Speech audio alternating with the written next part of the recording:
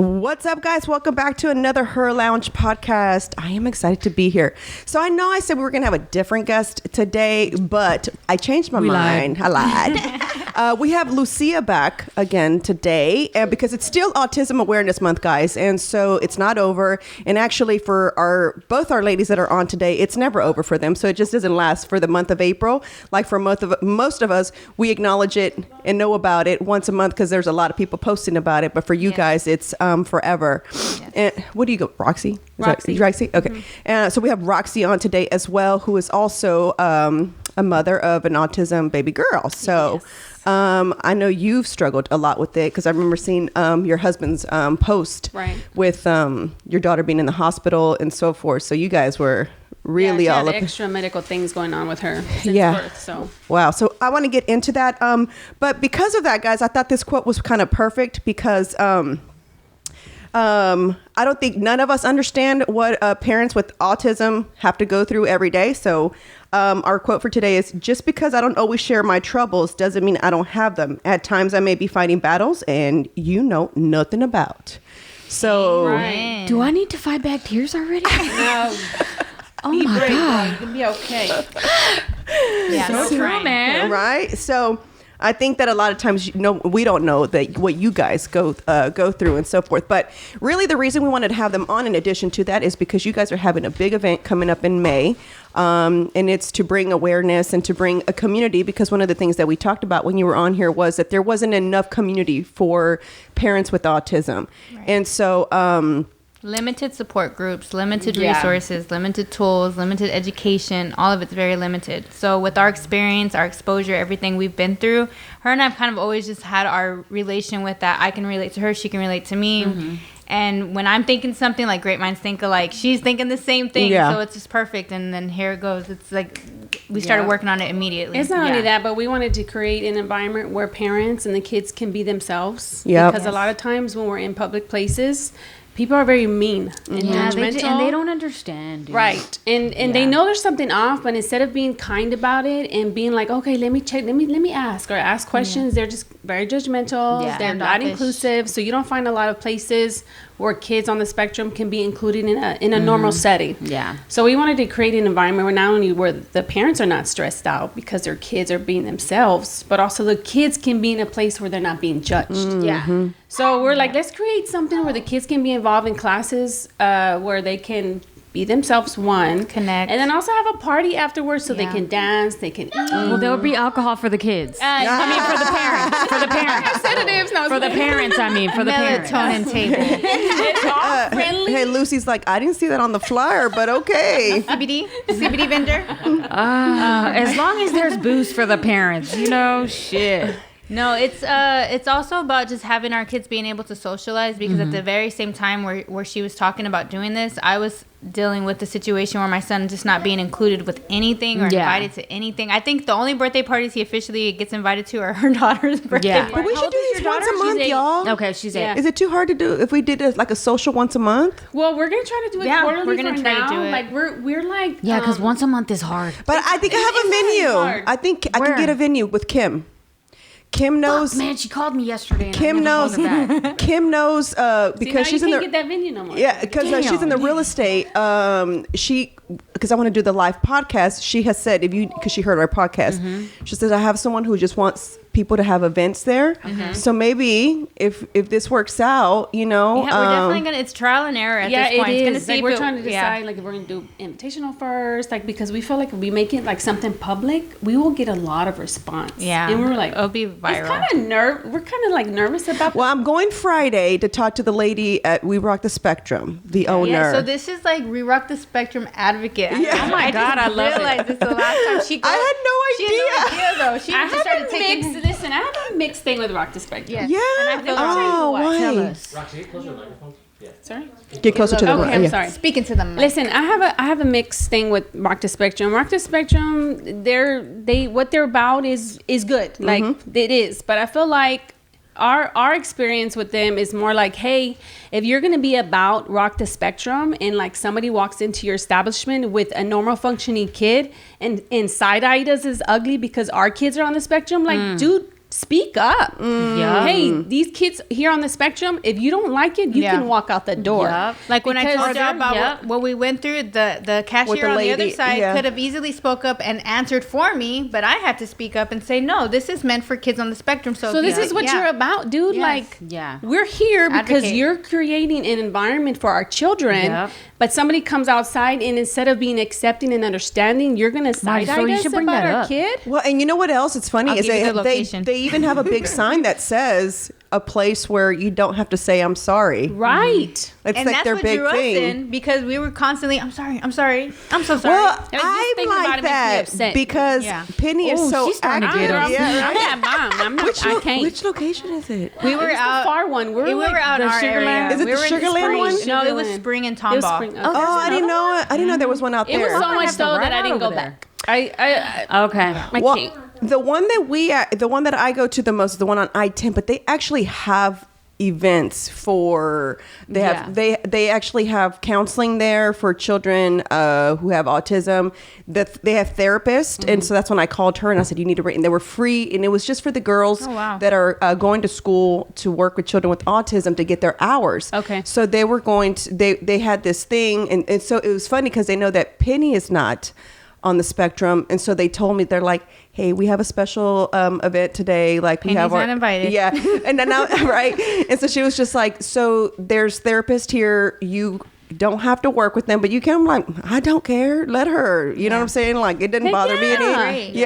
And so I was like, no, that's we need fine. more of that instead of the parents that come in like but we're on their time. Listen, it's parenting, it's parenting. Unless you haven't come across somebody like looking evil at your children because they're different, you're not going to know. And if you're not teaching your child to be kind, they're not going to be kind. How do you guys deal with it though? Because I don't know. I know that you said it took a long time for you to finally just be like, no, right? And I know that because even when I first met you and your son came up to me, you sent me a text apologizing, and you're like, thank you for being so welcoming to him and not getting scared. He was all in her space. He was, and I was like, what's up? I mean, I guess. Because I'm normalized to not meeting people like you. I meet people that are kind of like, hey, get your kid. He touched my stuff. Or, hey, this might not work again. I don't know if I can have you guys back. He's been to people's house and broke stuff, and they're like, I don't think you guys can come back. It's been kind of there before. So I was so, like I explained, I was very apologetic all the time because I was almost paranoid, I guess. I don't have anything expensive in my house, so he can come to my house and break all my $2 shit. Even when our kids get together at different houses, we're always like, our kids are the ones that are tornado in the house. Listen, girl, it's because Bella, even my dog has autism. That fool is crazy. She has to find a spot in somebody's house. This is how she works. So we go to a new home. She has to find a room, and a lot of times it's their master bedroom or their personal space. And a lot of people don't like people in their personal spots. Yeah.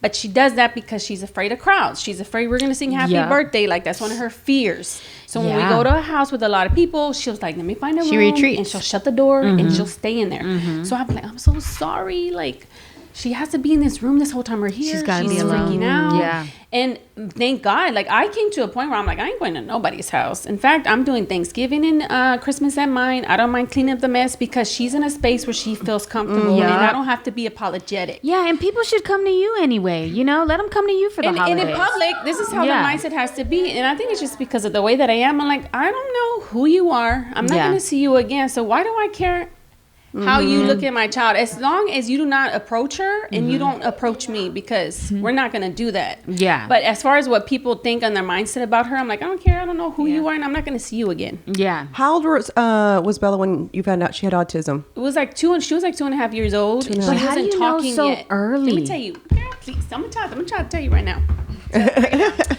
So Bella was normally functioning. She was normally functioning. She was starting to talk. She was saying, I did it. Yeah. Everything. And then I took her to take her MMR vaccine. And I was so pro-vaccine. I was so pro-vaccine. Oh, my God. Look, I have goosebumps. I knew it. Listen, I was a I knew that was coming. My son is 10. He's fully vaccinated I until got 12. chills, bro. So people would tell me, they were like, Roxanne, you got to watch out because she only has one kidney. She's different. I'm like, no, she's fine. Yes, fine. She's going to be fine. I took her to the first MMR vaccine. I promise you the next day she was like, whoa. And she has not talked till 2 years ago. And that was one word sentences, and those are the kind of language she was speaking that only her parents would know. Yeah. So now she's saying 1 to 2 words, sometimes a sentence, but it took that long from 2.5 years old to get to a point where that vaccine starts to shed out her body. If you look at the recovery, it's 7 years. So if you take a vaccine, it takes 7 years for that vaccine to start to shed.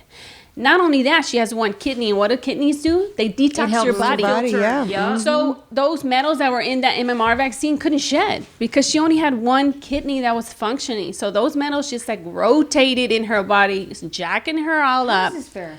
I promise you, she has not had a vaccine since then. And I tell people that they're like, well, you're an anti-vaccinator. I'm like, yes, I am. Let me tell you why. Yeah, because I saw it happen. Yeah. It's not like, oh, it's a little change. No, it was a huge change. Yeah. So that's why I choose not to vaccinate her anymore because of that. Yeah. But as far as your question, at 2.5, she wasn't talking. And I was like, this is a problem. Like, there's something going on. So I asked her pediatrician, and they recommended like an in-home type of speech therapy and stuff like that. And whenever she was about to turn 3, they referred us to Pasadena ISD. Pasadena ISD diagnosed her. And at that time, you don't understand the whole process is I didn't know autism.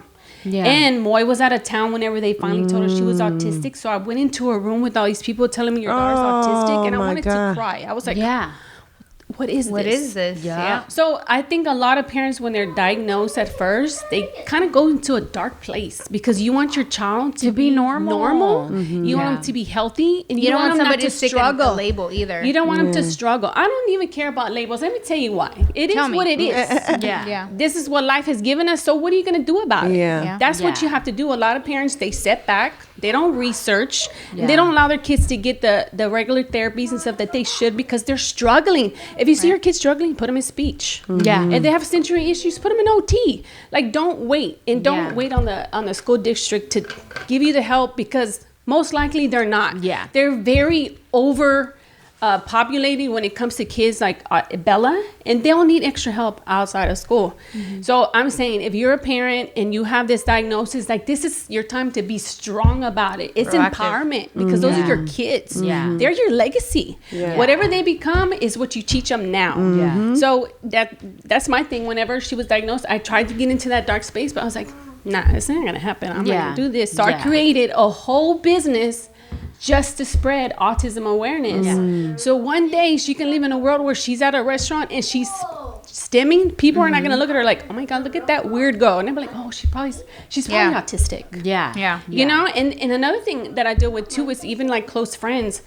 They don't approach her when they come visit. They don't say, hey, Bella, how are you? She does. I love my Bella. But it's because they think that she doesn't comprehend, but in reality, she's so freaking smart. And she'll say hi back, but you have to be like, Bella, say hi, and be like, hi. Or she's zoned in on her iPad, but she leans into you. So that's her way of I'm hugging you. Like acknowledging that you're here. Girl, but I'm still playing my game. Yes, but I got you. But that's why they're so, there's a small network of friends because some people just don't understand and they don't want to get it. But people that really love my kids, they love Bella and they get to know her. So when I used to teach Zumba, there would be actually a lot of women whose children had autism, and it would drive me. I think I told you it would drive me bananas because I would just be like, "Why are they zombies? Like, why have you're just They're like just tagging them along for life. I don't know if that makes sense. Like, there's just like, this is how I deal with it. What do you mean?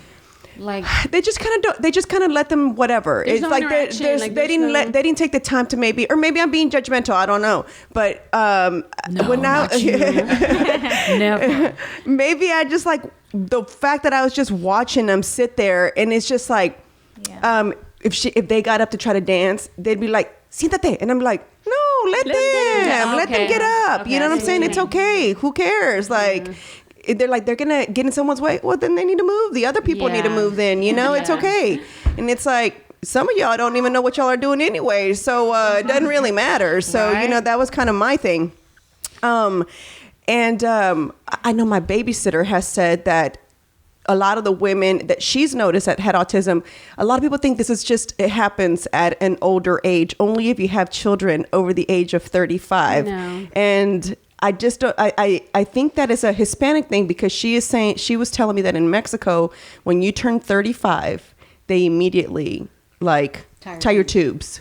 No more children after 35 because they don't want to. Kids but they don't want speculation. I mean, we talked about this last time. It could have been agriculture. It could have been something that we were exposed to. I bet it was. I think it was a combination with her because she had like medical. Yeah. She had to have surgeries right out my womb and stuff like that. And not only that, she had her kidney removed when she was 5 months old. So she had a lot of other things going on in her body, and that vaccine didn't help. It kind of like worsened whatever she was going on. Yeah. But I wanted to say something about the last podcast because I listened to the whole thing. It was a long podcast, but it was very Those are our podcasts.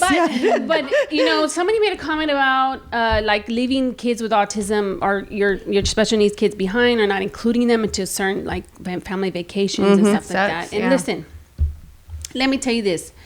And when it comes to Bella, and this is what you got to understand. Every child with autism is different. Yep. Bella's the type of kid that does not like Disney.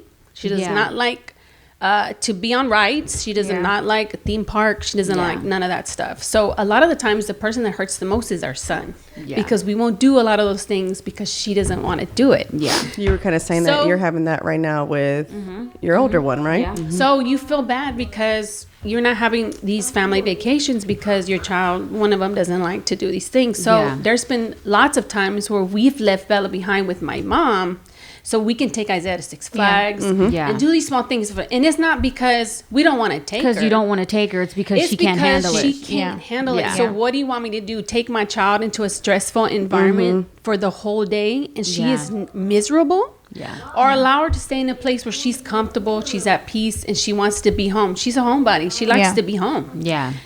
For us, and so whenever I heard that, I was like, look, it depends on the situation. Yeah. Well, I was the one that said that, but it was because I knew the parents were leaving them with like a hospice place, like a place where you just go and leave your children. I know this for a fact. Like they were being dropped off.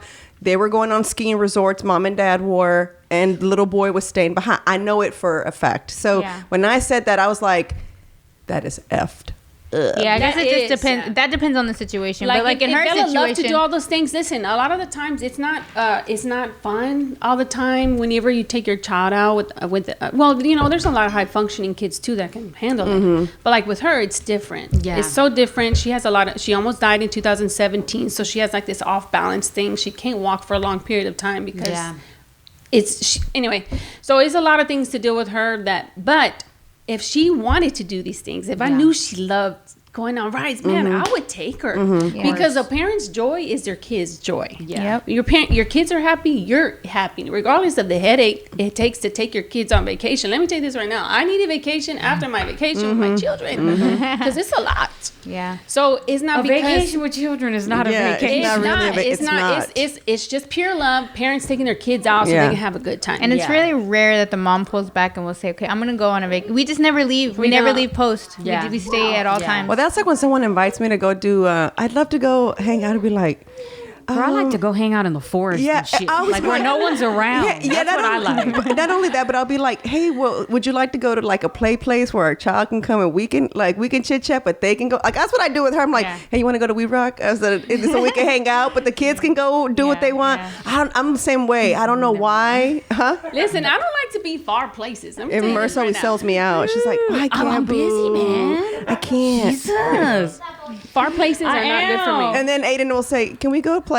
I know. He's like, Mom, I want to go to the gym. Yeah. Like, damn. No, it's tough. I think it definitely depends on every circumstance with every family. Everybody has a different situation, you know, and I feel I've been around Bella where she gets overstimulated. She's in her house. She's chill as a cucumber. Take her out of her house. There's a lot of different moving parts to make that happen. And the good thing for Aiden is that we're all homebodies. Yeah. Every last one of us. Big brother. Me too. Dad. You make your home your destination. It's what everything that you need is there. You know what I mean? So even when you're trying to pack your kid to go to somebody else's house, you're thinking of okay, I need a charger. So I don't have to ask for anybody for anything. You know what I mean? Listen, that's why I don't have a lot of friends because I'm like, you want me to go to the Heights? Right? Listen, I can't drive all the way over there and be at a park all day. I can't. Like, she did come to Rock the Spectrum all the way. I did, and then they pissed you off. It's so rare. And then they pissed you off. Girl, she made listen, people understand. Like, I go up right here, dude. Like I know how to. Listen, the hood's in. You hit him with a 2-piece real quick. The hood is inside of me, but Jesus keeps me saying, okay? Because there's lots of times where I'm like, oh, Jesus, help me. You just want to drop kick a bitch. Yes. But you know, when we take our kid, when I take them somewhere, and usually we're by ourselves because my husband's always out of town, but I'll take them hiking in Austin. I'll take them. It's always somewhere like outside. You know what I mean? Like, I don't think we could Austin. do. I don't think we could do Disney. I don't like outside neither. She don't like the outside. Look, I'm like, you're not outdoorsy. My house. No, I'm like, everybody come to my house. Everybody bring the children. Yeah. They can play outside on their swing, and we can do our thing inside. I'll make coffee. We can get DoorDash. Oh, where do you live? In Pearland. I'm ready. In Pearland now. I'm ready. Oh, I didn't know you guys lived in Pearland. Yeah, we moved to Shadow Creek in 2018. That's where my aunt lives. I didn't know that. What was I going to tell you? What do you guys notice that obviously when you guys are the whole world you live in Pearland and what division? I'm just kidding. What's so good? What did you say, Pearland Creek or Shadow Creek? See, you didn't hear it. When you guys actually thought about making this event, right? Obviously, because you guys know what goes through it, what y'all go through. Excuse me.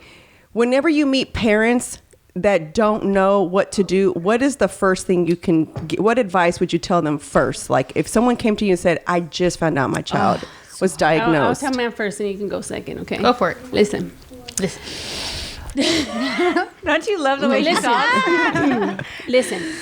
So Listen, Linda. You live one life, right? Yeah. Your kids are your kids. Now, my advice to them would be like, if you don't know what autism is, research it. Yeah. You know what? Sit your kid down and let's see what they already know. We found out Bella can read 2 years ago by accident. Yeah. And we didn't think she can read. Yeah. But for some Did the reason, school tell you she couldn't read? I told the school. I bought her sight words and I was like, hey, I'm going to implement sight words into her homework time. And he was like, all right. And boom, she did all the sight words like nothing. And we were like, what? Girl, because they're really good at like and she used to like a lot of the learning and reading apps. So I'm like, dang, she taught herself how to read. Anyway, so the question is, listen, research autism. See how smart your child is on your own. Yep. Implement your own learning skills in your home. Yep. A lot of the times, autistic kids are very bright. They're just lacking in certain areas, right? And then another thing is be like, look, this is your family. If there's family that are going to say, oh, they're not autistic, you shouldn't do this, they're fine. Listen, you do your own research and you do what's best for your family because ain't nobody going to take care of your family but you. That's right. That's it. So if you have autism, listen, it's a prideful thing to know that there's something going on with your child because you get to get them help. Yeah. If you ignore it, guess what? They're not going to be the best adult. If you allow them not to get the help they need now when it's crucial, like his age, it's crucial. Yeah. Because the best adult is what you do with them right now when they're in between the ages of 3 and 10. Yeah. Because their minds absorb the best things and then their learning skills as far as behavior, chores at home, and stuff like that. Life skills. Life skills is important now. Yeah. So instead of being afraid of it, and a lot of people don't want to talk about autism to family, they don't want to let family know that their kids are autistic, they don't put it out there. You know what? I think it takes a very strong person to be able to be like, yeah, she's autistic. Because a lot of people don't talk about it. Yeah. But you need to. Why? Because she's your daughter, she's your son, and you need to let the world know that this is what autism is. And whenever you see my son in public, this is what he's dealing with. And it's very real. Yeah. If you keep it silent, in no awareness, your kid's gonna live in a world of not being accepted, not being understood, and just being looked at like he's crazy. In reality, he's freaking bright, dude. He's so smart. Yep. So take that diagnosis and make it into something that's gonna be beneficial for your children, or your child. Figure out what their strengths are, right, and then capitalize on those. Right. Yep. And be their advocate, which is what I strongly am passionate about. Now, and this can be religious if so, but I believe that God put us in this position for a reason. I never knew my real purpose in life. I was going back and forth with all these different things in life, but when Jamin came into my life and his diagnosis came into our lives, that was it. I was his advocate. Now from this day going forward, this is what I will speak about. This is what I will be passionate about. This is what I will research about. This is what I will bring to the world as awareness and acceptance and advocacy and get this word out there. You know what I mean? It's like almost like, you know how the Mormons come to your door and want to preach the word? I'm going to go to the door and preach. Girl, no Mormons ever come to our house. It's the other ones. But there's Jehovah's Witness. Yeah, but that's in the hood, though. They don't come to my house. I will come with the pamphlet. I will come with the pamphlet, the symptoms, what you need to look for, you know. But I feel like this is why there's so many, you know, struggles within society, because not enough parents are speaking about it, because parents automatically retreat and shut down. And honestly, I wasn't very loud about it either, because I didn't know. I would research it, but Jamin was very high functioning. He was very high functioning. So I was always like, man, I don't know. I don't know for sure. I know there's things that are wrong, but as he started to grow, I started to see it a little bit more.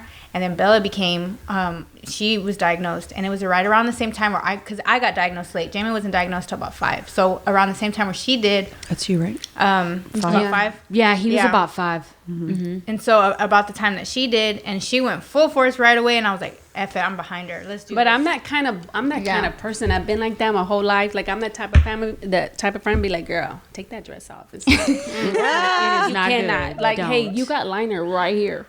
Like, right. Like, I'm the one to tell you have a booger in your nose. You got pepper in your tooth. Right. You know, and will let you go all day with a piece of pepper. I can't stand that. Why would you do that to somebody? Or they're just staring at it the whole time you're talking, and then you're going like this. You don't know what they're staring at, and I'm like, you know, I can't. So I always ask, what are you looking at? Pete always gets mad. I'm like, what are you looking at? He's like, nothing. Your face. I'm like, well, your eyes are going everywhere. What are you looking at? You know what I'm saying? But like she like, said, some damn. parents go into a dark place, and I think I personally went into a dark place because I started to see the dismissive actions with other people and my son, and it kind of broke my heart a little bit. I started to lose relationships. I started to lose things. But before people stood up and said, "Hey, we got you. We support you," it was more of like, all right, we're going to take a step back, come back to us in about a year, and we'll see how that goes. You know, I lost a lot of connections, and I think I went into a dark place with it. And maybe God put us in each other's lives for a reason, because then she kind of revamped me. She recharged me, and then it was like, forget it. Until I mean, this is all we talk about, to be honest with you. Yeah. You know, I gotta admit something though. I had a big bias against like families that I knew had autistic kids and never said nothing. Like, they never let nobody know. And so I struggled with that for a long time. I'm like, man, how can they not let acknowledge people know what's yeah. going on in their lives, you know? Denial is a big so part many of it for some people. Well, I have a problem with that too. I mean, that's one of the things I even sent. I even sent Lucy a thing with this about a deaf guy who talked about his dad passed away, and he only knew 3 things about his dad, because the deaf community also, when you come from hearing parents and you're the only deaf person, you're usually excluded. You're not included. It's no one wants to take the time to learn sign language. No one wants, and so everything has to be written down. And so a lot of times they're by themselves. They're isolated by themselves. So I have a problem with that. I had a problem even when I was in high school. That's why I was like, these parents, I didn't understand why they just weren't involved. Like, it didn't compute in my head at all. Not even a little bit. Like, this is the time you should even be more involved, and if anything. I was pissed off that I found out so late. I wish I would have known earlier, but me and my husband kind of knew something was weird, only because of the speech. I think that was the first thing that set it off, because my 11-year-old, he was saying shit at like 2 or 3, and 8, and it was like one little thing here and one little thing there. But, and then it was funny, the other day I'm looking through my phone because I'm trying to find all the pictures that I have, and there's Did you have an aha moment? He's probably about 1 or 2, and he's covering his ears. Yeah.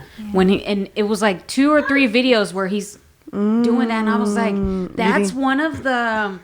But they could almost be like, oh, he's being cute, right? Like, or y'all. It could also be something like, oh, why he's playing around. I don't think that's another thing though. Whenever you see, let me go back to this. But I had about the bias about people that didn't share. And then I talked to a good friend of mine, and she was like, look, you got to understand, Roxanne, not everybody is as strong as you. There's a lot of parents that really struggle with the diagnosis. It's kind of, it's in a sad moment too, because you find out your kid's not totally normal. And so I had to come with the realization that, hey, they're not probably as strong as I am. What is normal? And I have to be okay with their process. Yeah. So like, I had to like really calm myself down, because it was one of those things like, how can you not, dude? Like, how can you not be an advocate to your kid? And to me, advocy is voicing that your child has a disability, has autism, or whatever it is. But that's what I was gonna say something. No, but what I was saying was, I'm kind of like upset that we didn't find out he was like 5-ish, because I feel like had we intervened a little bit earlier, where would he be now? You know what I mean? No, I think you find out. But I think he does good, Marissa. He does, but there's still some comprehension. When Jamie was diagnosed at 5, it's issues and because stuff. there still wasn't enough research out there either. Like I said, he was on a waiting list for 2 years because the demand for specialists to come down to Houston and diagnose wasn't here. But now you can go to clinics and centers everywhere. They have districts. What is it? Down south your way, past the mall, Baybrook. What's that little Bay Area city called? Clear Lake? Clear Lake. Clear Lake has a college now that they do like diagnose. They have a whole department over there where they have specialists. Wait, so in 98, 99, and 2000, when I was doing the teacher, so there was less? Yeah, because you way don't less. see, like, now it's like everybody. Dang, then I feel bad for talking shit all the time now. I didn't know that. No, it's just there's. I mean, because I used to get so mad, like dumbass parents, like, you know, they had in high school, when I worked with the ones with the children with disabilities in high school, they were mixed with Down syndrome, autism. You know, they put them all together. Mm-hmm. I used to hate that too, to be honest with you, because I felt like the girl that I told you about, who was super duper high functioning, I felt like she probably could have gone further along, but because everybody in there was not at the same level, and I get it that maybe the school system public school system hasn't figured out a lot of stuff out, you know, how to work through that. But I used to hate it, like being nonverbal and being autism. I had a huge problem with, if you only teach, this kid knew 3 signs: restroom, stand up, and hungry. 3 signs. So that's the only way you as a mom communicated with your child: stand up, restroom, and hungry. Damn, the basics. I mean, that's all you want to know about your kid? You don't want to know if they're mad today, or if they had a good day or a shitty day? I think it depends on the parents. So because sometimes you have shitty people who have kids, and when they have kids that happen to have a special need, it's even worse. Yeah. You know? Okay, so for instance. Damn, we're just talking bad about these parents. I mean, I don't mean to, but I mean. Bella's deaf in one ear, okay? Yeah. I was just going to ask you that because you said the no balance. I was going to ask you that. In 2017, she got really sick. And being a nonverbal parent, you have to watch your kids. I'm constantly watching her. Yep. Because she can't tell me what's going on in her body. Yeah. So in 2017, she was off. She was sick. I took her to the Memorial Hermann emergency room, and they were like, "Oh, she tested positive for strep." And I was like, "Okay," and then I took her home, and I knew there was something off. So I called the ambulance. They came in, and they were like, "Well, she just looks like she's a kid with strep."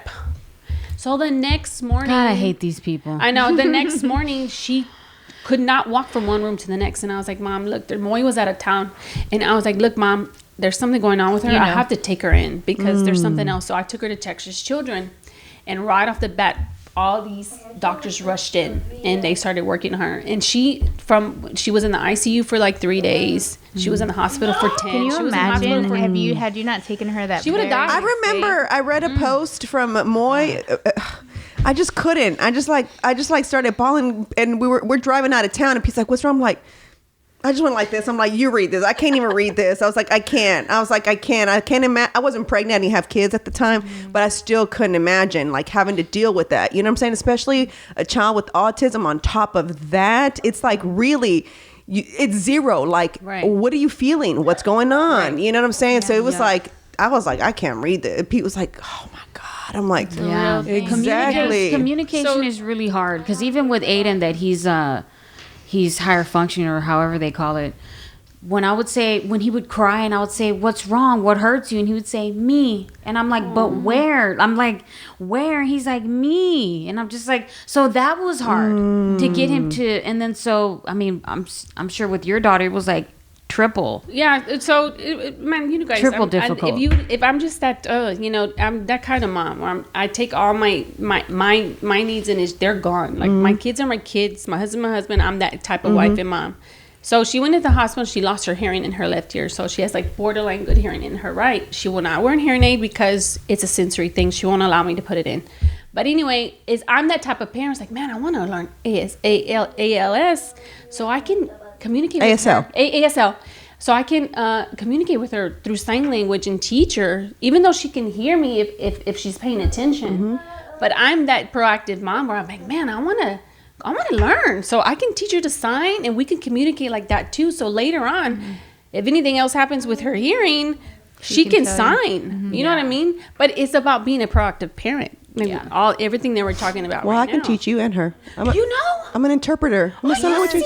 Yeah. She does interpreter. videos on her Instagram of like little simple words. Yeah, my baby knows. That's how I communicated with her as a baby because I knew it was important. Cool. Yeah, I wanted to make sure I think we should kind of work something into that, into what we're doing, though, to have maybe kids that aren't verbal learn. So I was telling Marissa, I told her that I wanted to go get certified, and I said, I'd like to have something. And I said, when you going to do this? Yeah.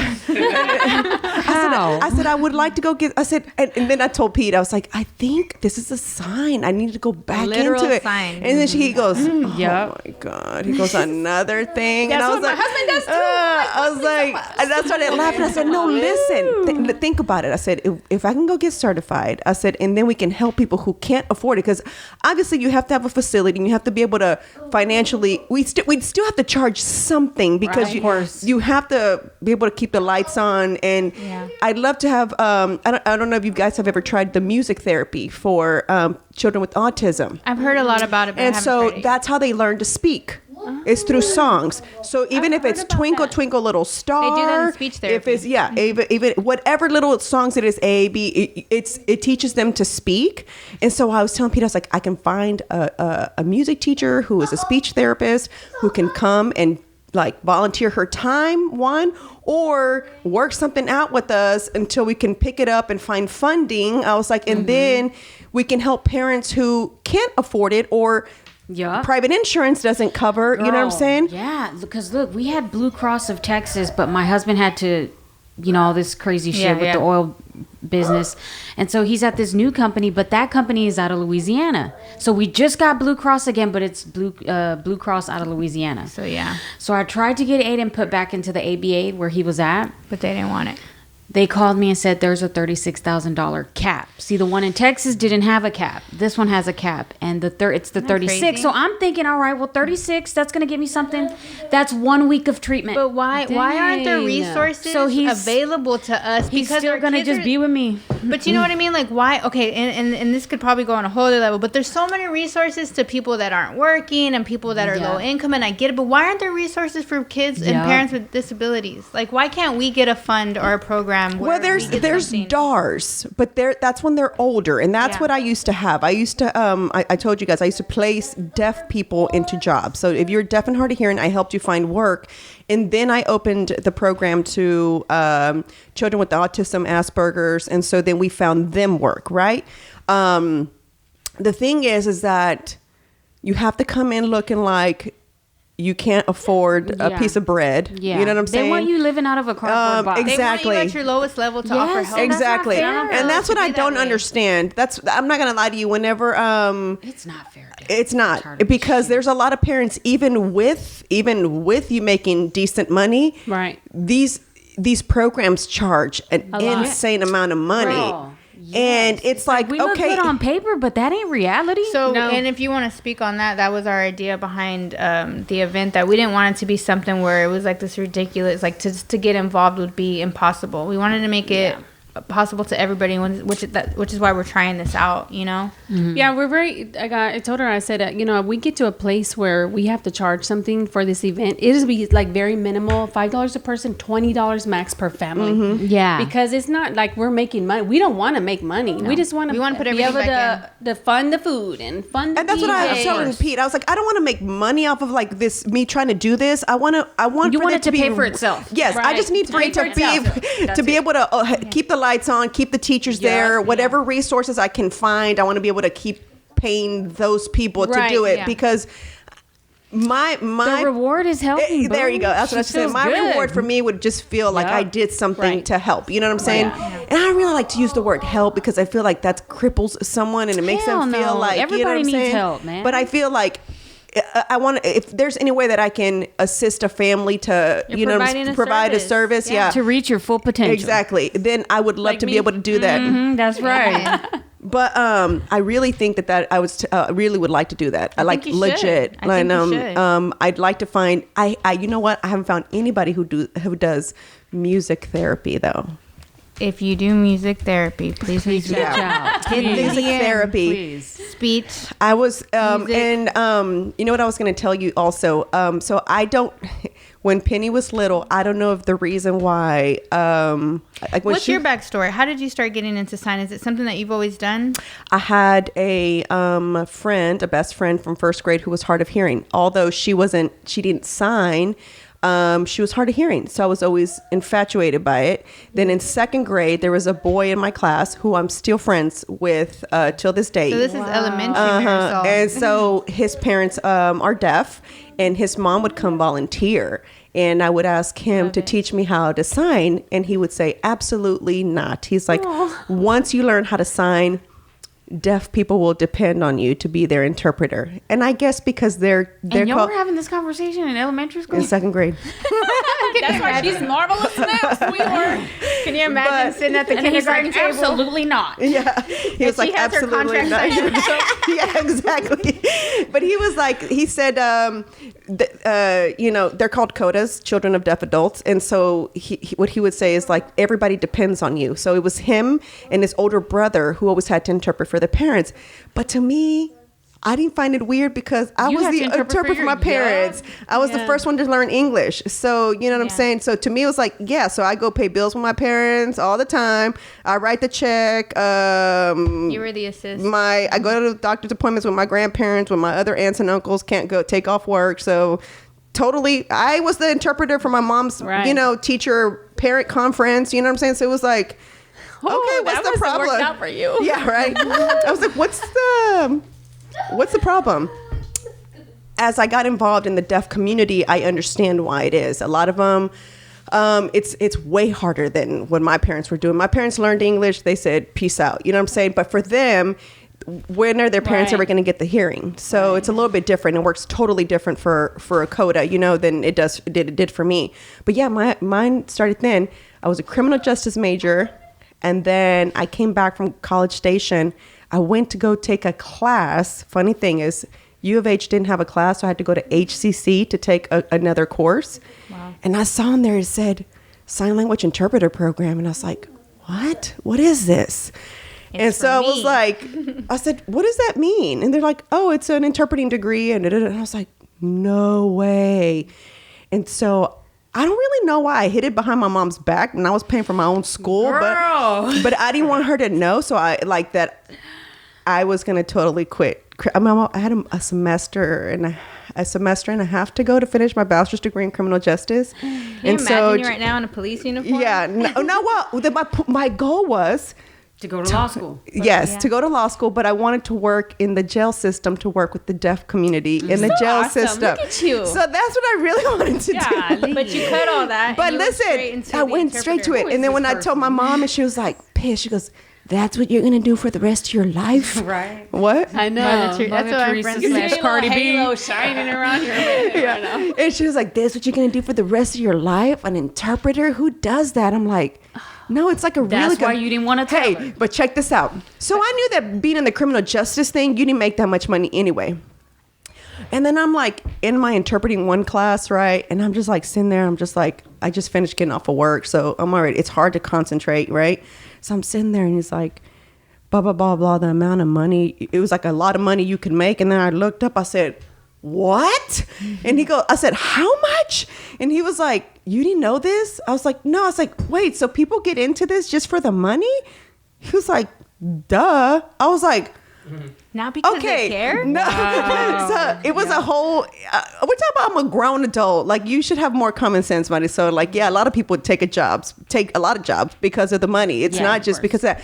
But I just thought this is not an easy job. You know what I'm saying? And so I just thought to myself, I don't know. I couldn't do something and just like I knew that working in the jail was not going to make me a lot of money, but I thought it would be great if I could work with the deaf. And then I remember being in my criminal justice class, and the professor was asking what you wanted to do with it. And I said, oh, I'd like to work with the deaf, you know, blah, blah, blah. So he's like, no, there's no deaf people in jails. I'm like, oh my God, he's so stupid.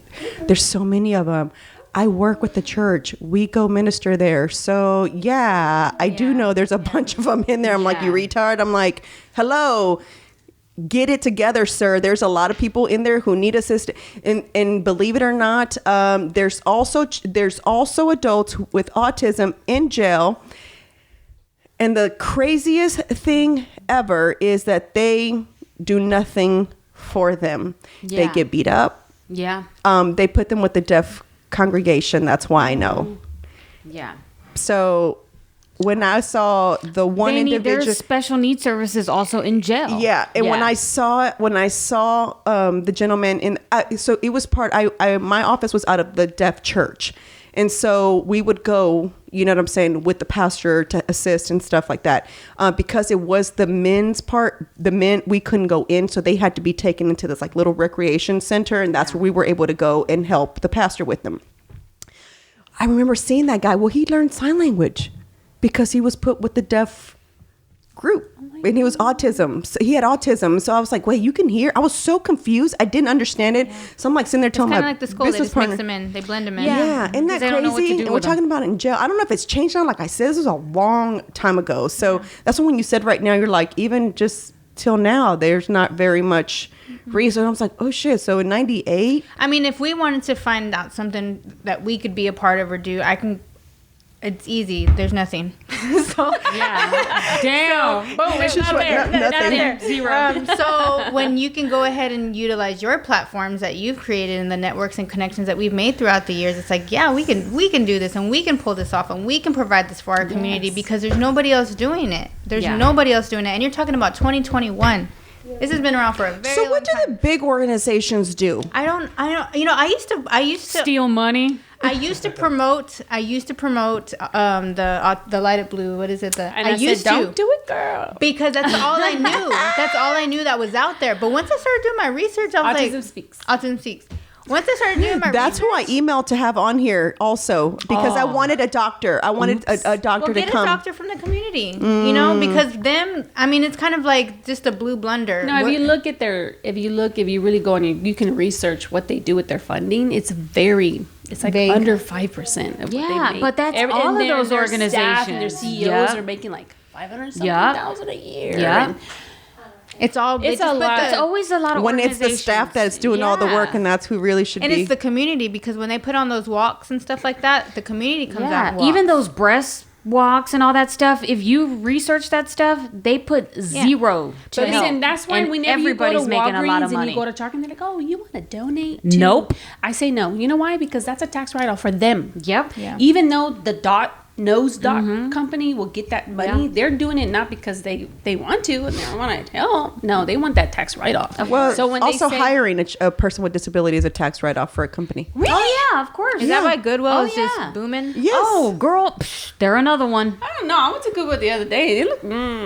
Well, they have you ever looked at the posters? Look at the posters. No, I'm yes. You know what I mean? They try to get you to think like, oh, we help. We hire. But they don't. Yeah. So they don't. I don't know. It's really hard to trust. Well, they these hired my corporations. clients. They hired my clients. My clients work there, and they give them sorting jobs. So they're in the back. They're not in the front. They give them sorting jobs. And so basically what it is, when you bring in your donations, it's like but what are you teaching them? Houseware. Yeah. They already know. Teach them how to interact with somebody. Let them be a cashier. Well, that's what it's that should be the goal. Yes. Because that's what they're there to learn that skill for. You don't want to cripple your child anymore. And then just say, okay, so this is all you know. This is what you'll continue to know, and just stick with that. You wanna teach them life skills. You want them to socialize. This, like with the school, my goal is to have Jamin eventually out of special ed. I don't want him in special ed forever, but we're already hitting middle school, and we're still at that part where it's like, oh, I don't know if he can be generally populated. But I feel like with all the years he's been in special ed, they should have already provided these tools for him to be able to know how to sit down at least, or to know not to get up and walk out in the middle of a classroom. Or to even be able to take one class that's not special ed. Maybe if he's good at math, put him in a math class with regular kids. They only give him 30 minutes a day. To me, that's not long enough. Of what? To go into a regular classroom for 30 minutes. That's he's gonna forget it by tomorrow. Okay, it probably took him about the first 15 to warm up. There. Yeah, and then it's like, all right, we're gonna leave in 15 minutes, and it's also because the teachers aren't trained, so the teachers feel as if like, okay, he's kind of in our zone, he's kind of stressing me out, he's kind of walking around like I can't function. And again, I don't blame the teachers 100% because I feel like the training hasn't been provided. Yeah, and it's not anything against the teachers, but once the teacher feels a little bit of discomfort, they have all of these. They get rid of them. Yeah, they gotta go. It's always to make their job, always to make them feel at ease. And sometimes you have to deal with kids that are gonna make you feel uncomfortable. Mm-hmm. You shouldn't be a teacher. Yeah. You should not be a teacher. Especially not a special education teacher. Yeah. The one that I worked with in high school, she was damn good. I'm not going to lie to you. Yeah, there's some good ones and there's some ones that are not so good. Like my mom, shout out to my mom. She's the best special education teacher I've ever known. She's been doing that since I was like in 4th grade. Oh, wow. I met all of the kids that were on either the spectrum or had a mental disability or had Down syndrome very young because my mom was a teacher and she would take me with her and we would go to their houses and she'd make like little swag bags and gift bags and snack bags and we would do this all the time. Swag bags? She's a vintage swag bag. She would get them like, she's like, I went to Walmart, all the shirts were on clearance, I bought them shirts, I bought them pants, I bought them hats. She did this all the time. So I grew up thinking this was normal, right? Mm-hmm. So it was nothing to me to see a kid different because I was like, oh, hey, you're just one of my mom's students or somebody that I know. And she would take me she would pull me out of my class and she would like tell the teacher she's going to come help me. I would just sit in her class all day.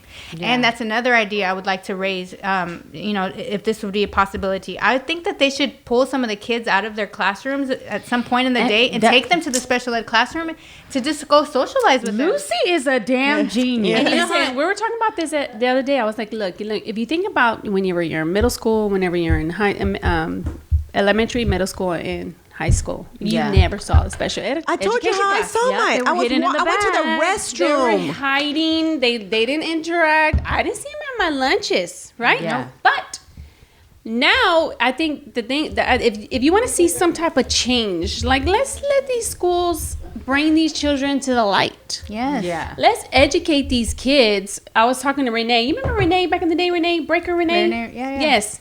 And he was telling me about one of his students that he knew there was something off with him. And he was like, hey, he talked to his mom and he was like, yeah, he's autistic because he had like a social awkwardness. So he was very brilliant, but he was awkward socially. Yeah. So he's like, I asked his mom to leave him home for one day, that I wouldn't count him absent, but just to leave him home so he can talk to the rest of the class about him. So that autistic kid stayed home. Oh, wow. And he talked to his class about him. And he said, and the next day, everybody was so much more receiving of him. Mm-hmm. And smart. Even years later, those kids in those classes are still friends with him because to this day, that teacher took the time out to talk to his students about. But why isn't the school making a newsletter, sending this stuff home to the parents? I get a newsletter all the time about softball, basketball. We're having a PTA meeting, but how come I'm not getting a newsletter? Does anybody here know about autism? It's your kid. It's your school. Like Bella School, they include the kids with certain grades. They'll take the kids into their classroom. They'll help them with different functions. So you found a good place for her. That's why. Is it a private school or public school? No, it's Pasadena ISD, Fraser. That's where they put her. Your principal is a great principal. She's amazing. Yeah, it's all about the principal. But Autism Awareness Month, all month they celebrate it. Not just Autism Day. Oh my God. No, everybody has Autism Awareness shirts on. They're all about their kids. I love it. They're special kids and all. We need to get that we need that. Yeah, oh my God. Sure. That's who I wanted to get someone to come talk about it. Yes, maybe that's what we need to have. Wendy Weisburn. She's an amazing principal. She's so inclusive. She loves all her kids, and her special babies are her babies. She's the ripple effect of the change. Yeah. It's the principals. I'm telling you, principals have so much pull in whatever school they're on, and if you're going to keep it quiet, then they're not going to do it. But when you implement things, and you make it something you celebrate, then it's going to happen. But not if the principal and these teachers don't want it to happen. It won't. Yeah. That's crazy. And I had thought about, I have a lot of, I have my mom's school. I have a lot of friends that graduated that went back to work into their schools. So I felt like, well, if I have these connections to these schools, can I just personally go and kind of bring up a proposal to the principal? And that's probably our next step. You need to. I need to sit down with them and just say, okay, so how can we infuse all of this into your curriculum? We got to ask the principal first. Yeah. Because she's the one that she's the one that's doing it already. Yeah. And maybe like ask just her, to get how she did. done Yeah. It's also your corazon. Like your corazon, like it's huge. Like you have a want to help people. Yeah. It's about the person. Yeah. You have a really crappy principle. Or maybe she knew someone also. Yeah. Somebody like in her past or growing up or a friend. Yeah, because it's always something like that for me. But it's very true about you talking about how they keep them isolated, because I was going to the restroom and there was like a 8th grade hall where I thought it was only the 8th grade hall, but there was another building behind there, and that's where the kids with special needs went. And I didn't know that they came to school before us. So the bus came before us. They went to class before us, and so they didn't eat with us either. So I never even knew that those kids existed, because you know how you have 6th grade hall, 7th grade hall, 8th grade hall. So I mean, I was in the 6th grade. I would never go to the 8th grade hall. It wasn't until I had to go to the restroom that I was like, they were going to lunch, and they were walking. I was like, what? I was like, we have special needs kids here? I was like, I never even knew that. Yeah. Like, what? I was Very like, secluded. yeah, I was in shock. It wasn't until I got into high school where I saw them. They walked. They did go to lunch. I told you guys. Yeah. So they went to lunch with us. So that was the first time that I had seen like actual interaction with the rest of the kids. So this is a true story. It's probably one of the best stories I have to this day. It gives me chills when I tell the story. It's a true story, you guys. So I go to my mom's school. I used to go on the regular. Like I used to just go when I was a stay-at-home mom. I'd go before the kids were out of school. But that day the kids didn't have school, so we're different districts. Yeah. So I took my kids. We went to my mom. This is before COVID too, because they would just let anybody in the building. So I take my kids, we go to my mom's class, and I mean, my kids are playing with her kids. My son's like a little underneath their age, but they were like, they pulled out the board games, they pulled out the puzzles, they did all, they're playing. So I could hear like bass, like this, and my mom's by the auditorium, so I'm like, what's going on in there? Like, is there a party happening? She's like, yeah, today is, you know how your schools used to do like dances back in the day? Yeah. She's like, yeah, they're having their spring fling.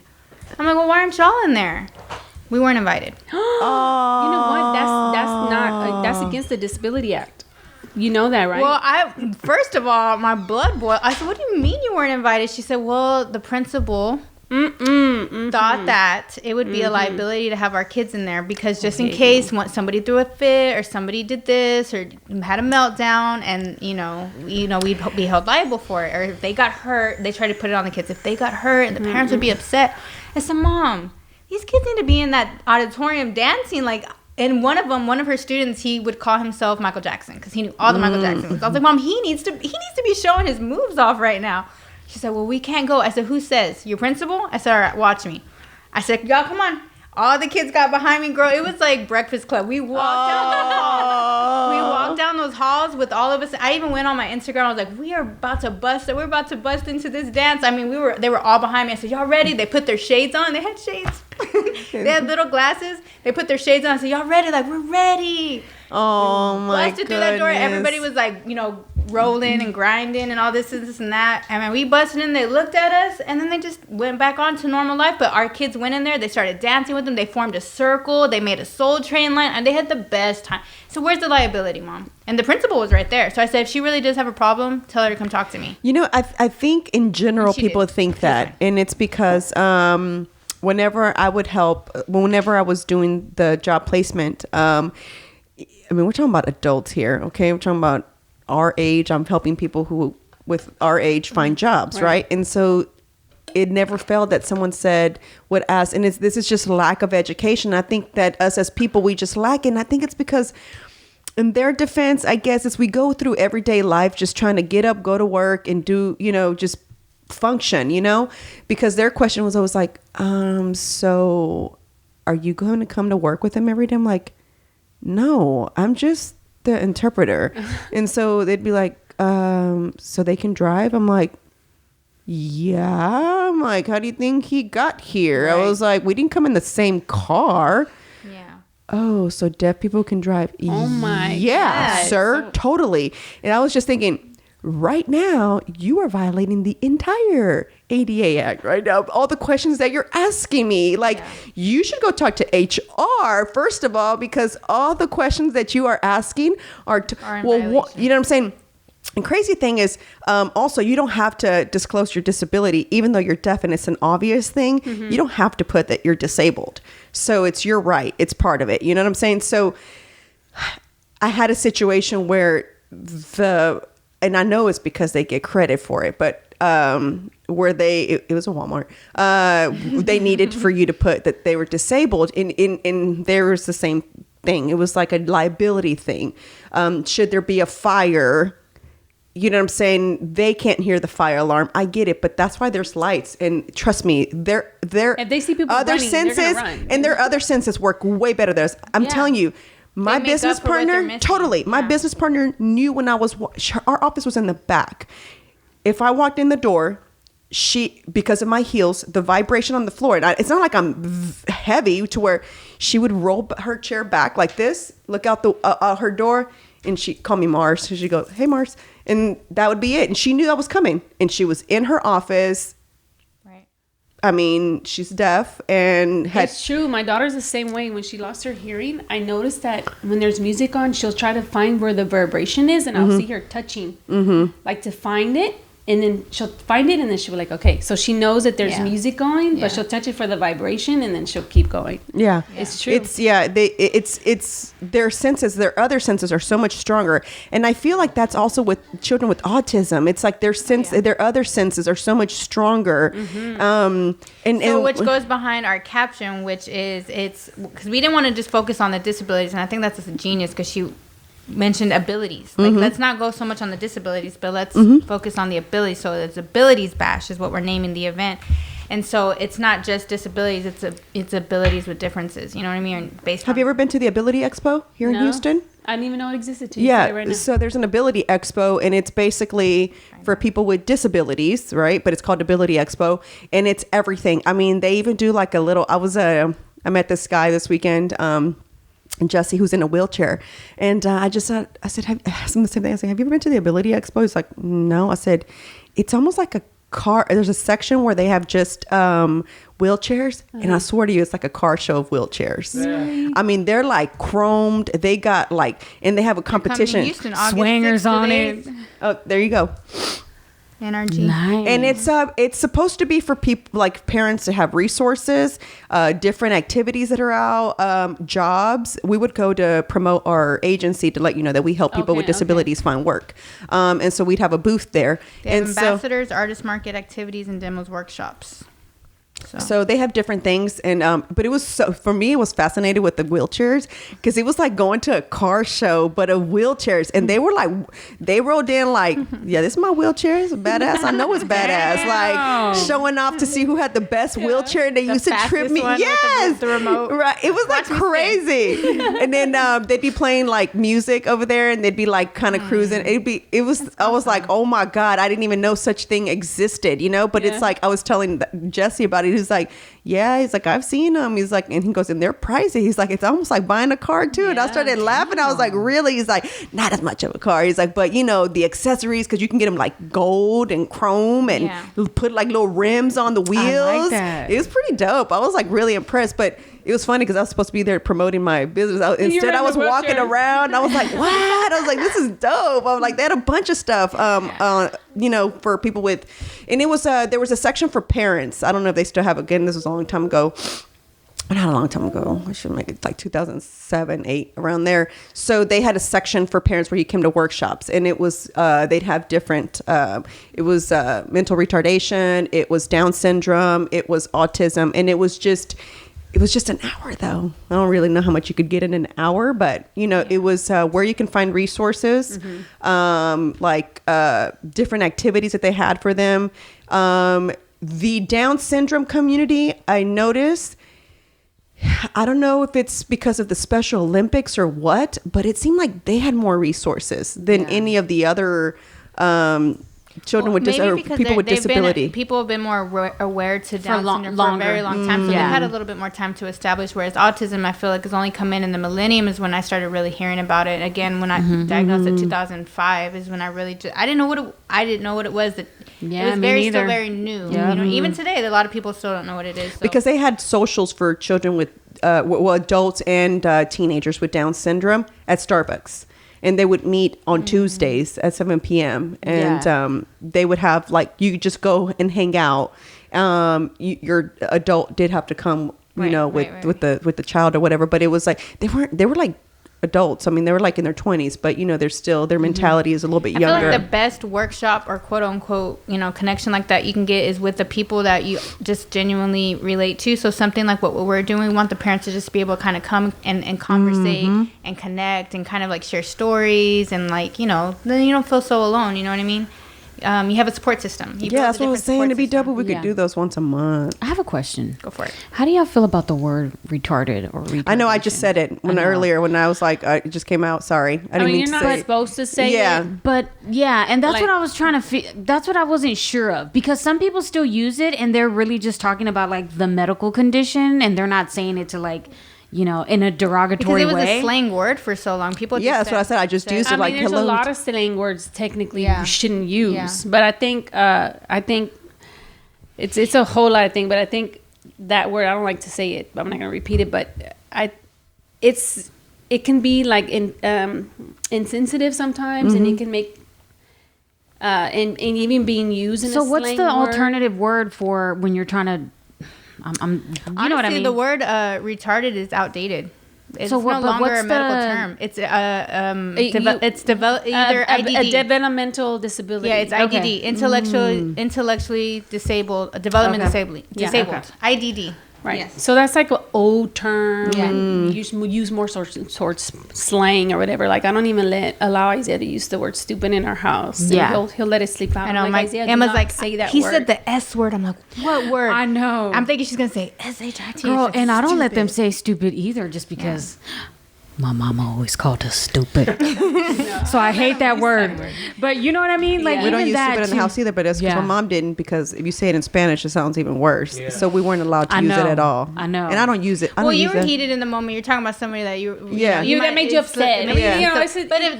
There are people that will say it, and then so you just say disabilities or disabled. Or they have an intellectual disability. Okay. That's what I like to say. I have a nephew that has an intellectual disability, and that's what we say. Like back in the days, they used to say, "Oh, that's a retarded person." When you think about it, it's so insensitive. Yeah, you know what I mean? Yeah. To call somebody. I never said retarded. I would say mentally retarded, but I guess because it was the word. That's the word that they would retarded use. To me was the word used to insult. Yeah. What? To retard something means to slow it down. Yeah. But so I would use the whole word, like mental retardation or mental. And speaking of that, one time my ex-brother-in-law was on. He was very insensitive. Yeah, he was. Well, I know he him. said it that way too. He said it generally, like, "You're such a retard," like that. He told him, and then his sergeant heard him, right, and then he said, "Hey, dude, I know that." And he just he said, "Hey, dude, I know you don't mean it in a bad way." He's like, "But my son is mentally retarded. Can you not use that word?" And he was like, he was like, "I felt like shit." Yeah. He's like, "I felt this small." He said, with Jamin, I say autism all the time, but when people still are like, "Well, what's?" I'm like, he's cognitive delayed. He's slow. So he's 12. Yeah. But he doesn't function as a 12-year-old. Yeah. So we were in 5 and Below the other day, and he kept bouncing the ball, and the lady kept saying, "Can you stop bouncing that ball?" And she told him once, and he did it again, and she told him twice, and I'm standing right there because I'm trying to teach him to kind of figure it out too. I can't always be helicopter mom. And he did it the third time, and she had this look on her face like, "I told you." And that's when I jumped in. I said, "He's cognitively delayed. It's going to take about 5 or 6 times before he gets the drift." I said, it takes a little time to register. Yeah. And then she stopped. Yeah. And then this grown-ass man came and started bouncing the ball, and Jamie's like... He's bouncing the ball. Great. Yeah. So that's why I kind of hate even saying disability, because I feel like you said, they just have different abilities. Yeah. They do have abilities. They're just different. Just like hearing impaired is not the correct word. Ooh. They want you to say they're deaf. They're proud to be deaf. Okay. So when I explained it, Bella's deaf in one ear. Do not. Yeah. Hearing impaired to them is the insult word. It's the word that the hearing people have labeled them. Okay. So that's how they feel. So I like that. So for them, it's like hearing people made that word up. Deaf and what? Yeah, it is. And that's how I want people to be about autism. But like, he's autistic, and what are you gonna do? This means like you're deaf, proud, like, you know what I'm saying? So you'll see T-shirts. I know my ABCs though. Don't. Hey, you can communicate that way too. I learned this in Montessori. gang. No, it's not gang signs. Yeah, don't. Yeah. In Montessori, a part of my job was to learn the ABCs. That's what we taught the kids. So I know all my ABCs. And my daughter actually, because we saw your Instagram where you're teaching your daughter, and she's like, I want to learn sign language. She wants to just learn. It should be something. It's a different language. Why not? It is a language. It's considered a foreign language when you graduate college. It's so pretty too. It's so pretty. Yeah, I would love to watch sign people. I just keep thinking and then about I what would your like to- daughter said. How you're like, Mom, that is the most beautiful person that I have ever because when seen. she sees midgets, she's like, she's so beautiful. Like she needs Mom, to let she's so God know that beautiful. she saw her and she's beautiful. Yeah, but I would love to. I think we should incorporate sign language. Yeah, I'm down. Definitely. Listen, done I'm teaching. gonna go home and I'm gonna write a list of words Sure. that I use the most with Bella. Yeah. And I'll I show 'em. legit, I'm serious, want to learn Yeah. Go for it. Yeah. how to I'll tell you. communicate those first words. And I'll work with your then daughter. You can bring her. Let's make it Listen. Bring her. Yeah, bring her. And I'll start helping her. I could sit out there all day and learn sign Yeah, language. we use it, except for right now I need somebody to come spray that mosquito stuff because Bad. it's No, pretty I think bad. think you that's can good. you can do it yourself. If you look online, there's a whole natural thing, and you just put in one of those. I'm waiting for Marissa's. It's already to, made. I just have to test it. Just spray it. Anyway, It's been so tell us something cold. about your daughter. Oh yeah, I also think when she was a baby, I would use all the skills that I learned when I was working with children with autism and disability or abilities, and I used to always like watch her eye connection with me, and I used to always be like make sure, and then so whenever people would meet her, they're like, she's so alert, and I'd be like, I know, it's because I think I pushed. At first, I was feeling like I was pushing it too much, That's why I never bought her like toys. Everything was a learning toy, and I remember I never realized it until my babysitter pointed it out. She's like, she has absolutely Give her a like doll. no. Yes, that's exactly what she said. She's like, she has nothing, like no plush toy, no.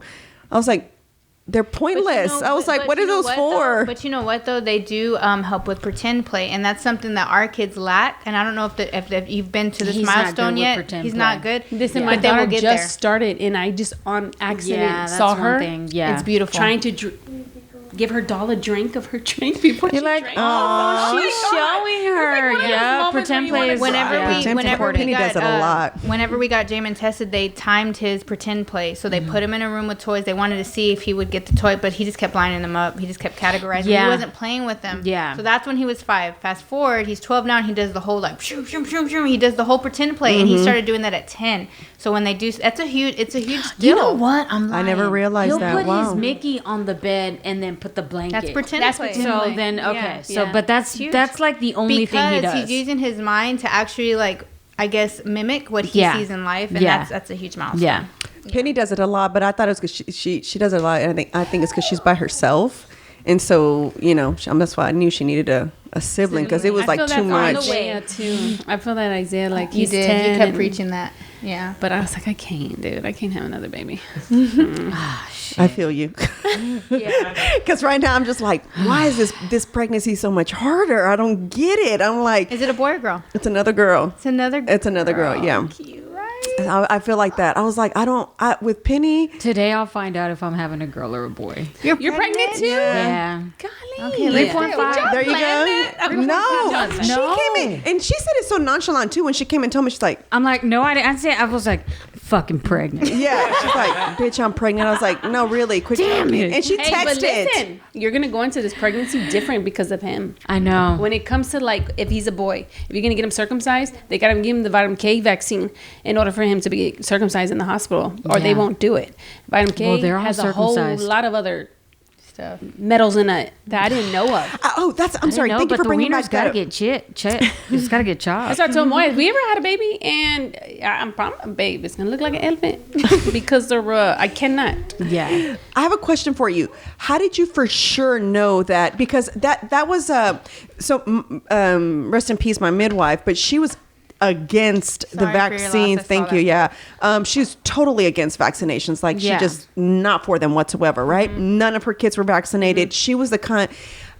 I came to her with the questions, and so she was the one that said, I can't tell you what to do. This is what I did. Now it's up to you to take the information that I'm giving to you and you go do whatever you want to do with it. Right. So I was terrified, and then it didn't help. Like I said, the last time that I watched that documentary Vax, that didn't help me at all. And so then I was terrified of that whole situation. So what I tell everybody is I did the Dr. Sears method, and it's like I said, it's a lot more work for a parent because you go to the pediatrician every month versus whatever the real, I don't even know the real cycle because I never followed it. But that was the vaccine. What was it called again? The vitamin K. Vitamin No. The MR. Vitamin D. No. The one your daughter got. MMR. Okay. It's NMR. No, MMR. It's like mumps, measles, and something else. And now they give it to you mixed with another a concoction, right? And so I asked if it could be separated, and the look is always like, Yeah. bitch, we already make it together with another one. Like, do we have to separate? You know what I'm saying? So I would always ask when it was a concoction, I would ask if there was a way that those two vaccines could be separated versus putting them together, because that's the new way to do them. They'll mix the vaccines with another one. And so I would always ask if there was a way to get them separate because I didn't want for Penny to get them at the same time. When I saw that documentary, they said it was the MMR that caused her son to, it was an autism for him. It was, I don't remember what it was on that vac, but it was to the point where there were twins. It was a boy and a girl. The daughter, 6 languages, is like a pianist that's amazing. And so her son is this total opposite person to where it's like having a baby, you know what I'm saying?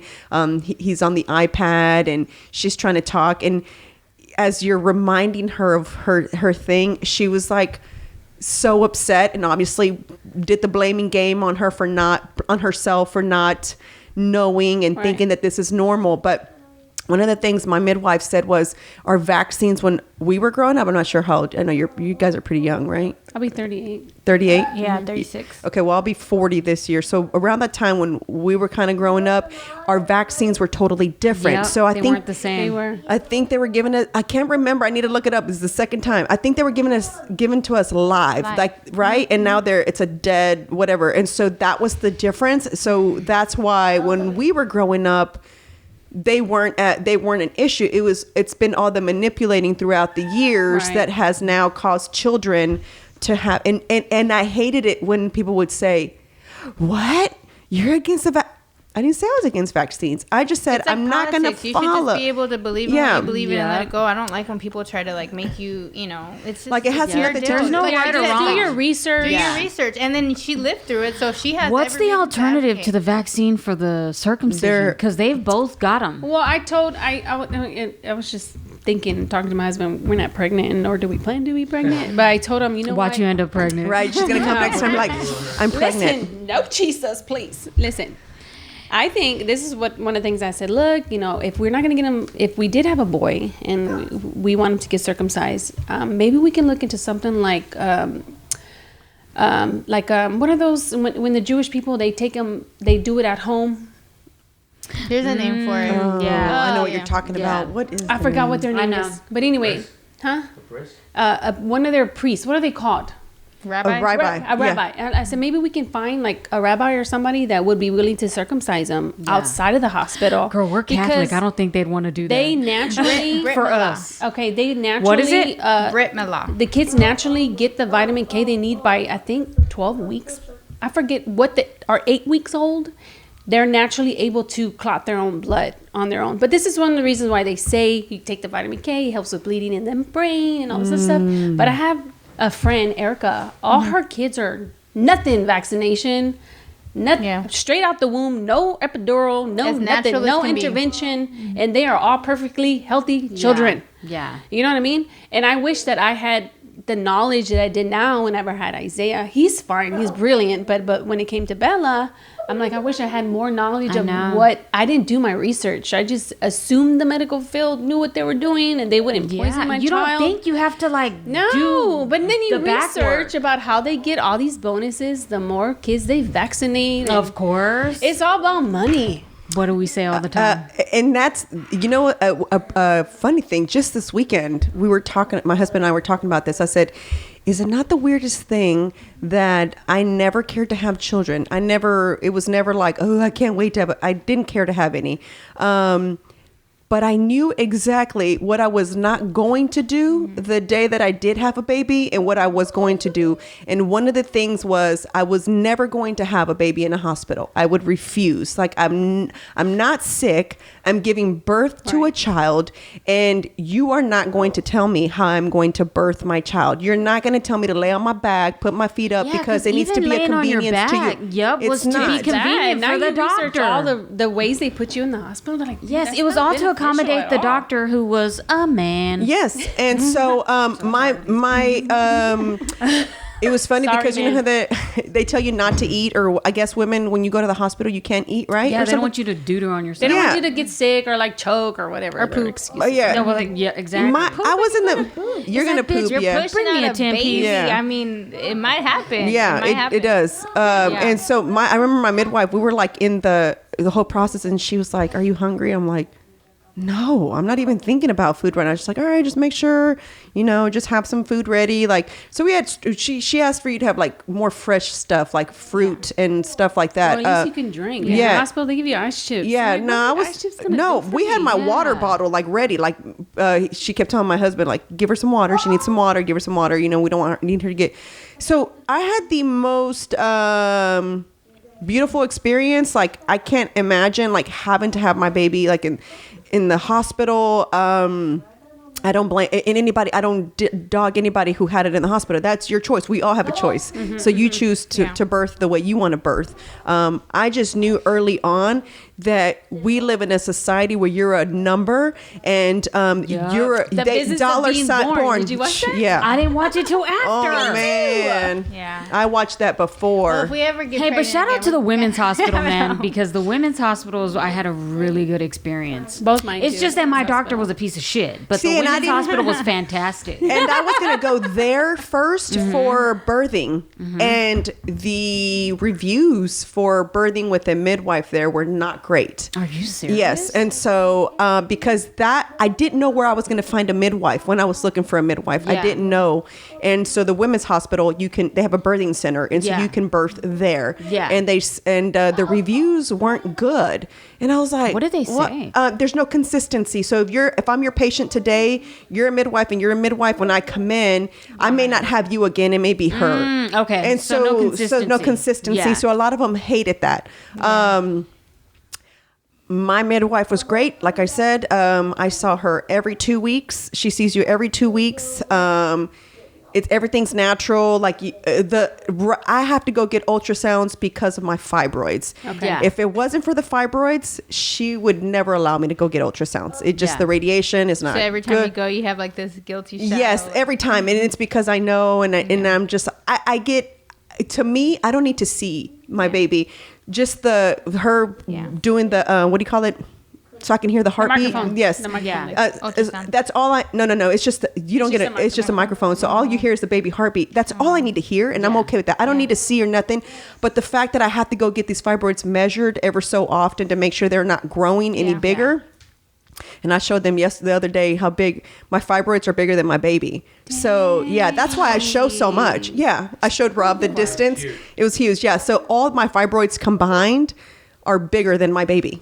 Wow. Exactly. So I'm getting a hysterectomy after this birth. But yeah, so that's the reason why. And it's also because I have a higher risk of bleeding a lot more during birth. So we have to have. How many weeks are you now? I am about to be 25. Okay. So You ever think about doing that naturally? Your what is it called? Hysterectomy? No, my birth. the fibroids. Fibroids. Yeah, We've tried. So after the first baby, I did. It's what is that oil called? Oh my goodness. Olive? No. It's with the C. Castor oil. Castor oil. You use that. A heating pad. Oh, it's a castor oil pack. And the liver no. This is to help reduce your fibroids. Well, so I will put that on. with this whole regimen. That There is. Yeah. No, the reason why I'm telling you that is 21 Savage's dad, as a matter of fact, he's a doctor. What? His dad is a 21 physician. Savage of all people. Yes, Somebody his died? dad is a physician. Yeah, he wasn't sleeping on a cot and all that crazy shit he says. Oh my God. His dad's a doctor. And he is She teamed should up. put 21 Savage on blast. Yeah. He is not a gangster. No, he's not. But that's okay. Nobody is anymore. And he's got this team of doctors, and they were actually on the Breakfast Club. And they were the ones who were talking saw about them. the fibroids. Fibroids, They yes. have this It's the whole food. regimen. Okay, It's the let me tell you food. what I'm talking about. There's this people on it's called Life is in the Blood, Vegas, Dama and Speedy, long-time friends of ours. And they do this natural, it's amazing. It's a long freaking story, but basically his dad was dying with a tumor in the brain. It was inoperable. He had flown to Brazil, all these other places, and they basically said he was going to die. And I remember her calling me one Christmas, and she was like, Roxanne, he's really bad. He's vomiting blood. Like, he's going to die soon. So they were desperate, and they found this doctor in San Diego that did natural healing of different cancers and tumors. So they went over there, and whenever they went over there, you're kind of at a place where you're like, I'm going to die, so why not try to do what I can to live? And so this doctor, his name was Dr. Hugh, he's passed away since, but his Dr. Hugh was like, look, if you do this, you take these supplements, you take this diet, in 6 months your tumor is going to be gone. And whenever somebody's telling me you're going to die of this brain tumor, you believe it, but he didn't. He was like, okay, let's do it. And literally in 6 months his tumor was gone, and now he travels all over the world doing seminars about this natural, and it was his diet, It was like his diet? they had to change. He was like on a vegan diet. There's other supplements that help shrink tumors. This is why I'm telling you. And the reason why I brought that up is because they're helping Bella. So like Bella takes certain supplements that they recommend. Who are you? These are your friends? Yes. Who are they? Their business is called website. lifeisintheblood.com. So you can go on there and you can do like an over the phone Zoom consult, and they'll give you a regimen and what you need to change, and they'll say, hey, it'll be So gone. I'm a true story. We took Jamin to get tested with them. They told straight up, they're like, oh yeah, he has metals in his blood. His cells are circular. They shouldn't be. They were just telling us everything, right? So she said, and this is at the time, he's nonverbal. She says, go home, make him an organic green smoothie every morning, and she told me exactly what to put in there. Not just everything green. She was like, it needs kale, it needs like the certain spices, everything, right? I'm figuring like, why not? Let me try it, right? Because when your kid is not talking and someone tells you this works, you're gonna try it. A month later, Jamin's been talking ever since and doesn't stop talking. And I promise He with won't her- stop talking, girl. That she is takes awesome. DMG now. So DMG is a supplement they use for your bones, but there's a doctor that did a whole study. There's 2 books on it about kids with autism taking DMG and folic acid, and increasing the DMG and folic acid, and how it brings circulation to the brain. It brings more oxygen to the brain. DMG. Okay. And folic acid. and folic acid, which I is have what we some of that take- in my. is if what you we need to take when you're some. pregnant. Hell It's a yeah, part I'll of take some. your fertility pills or whatever. When you're pregnant. Prenatal. There you go.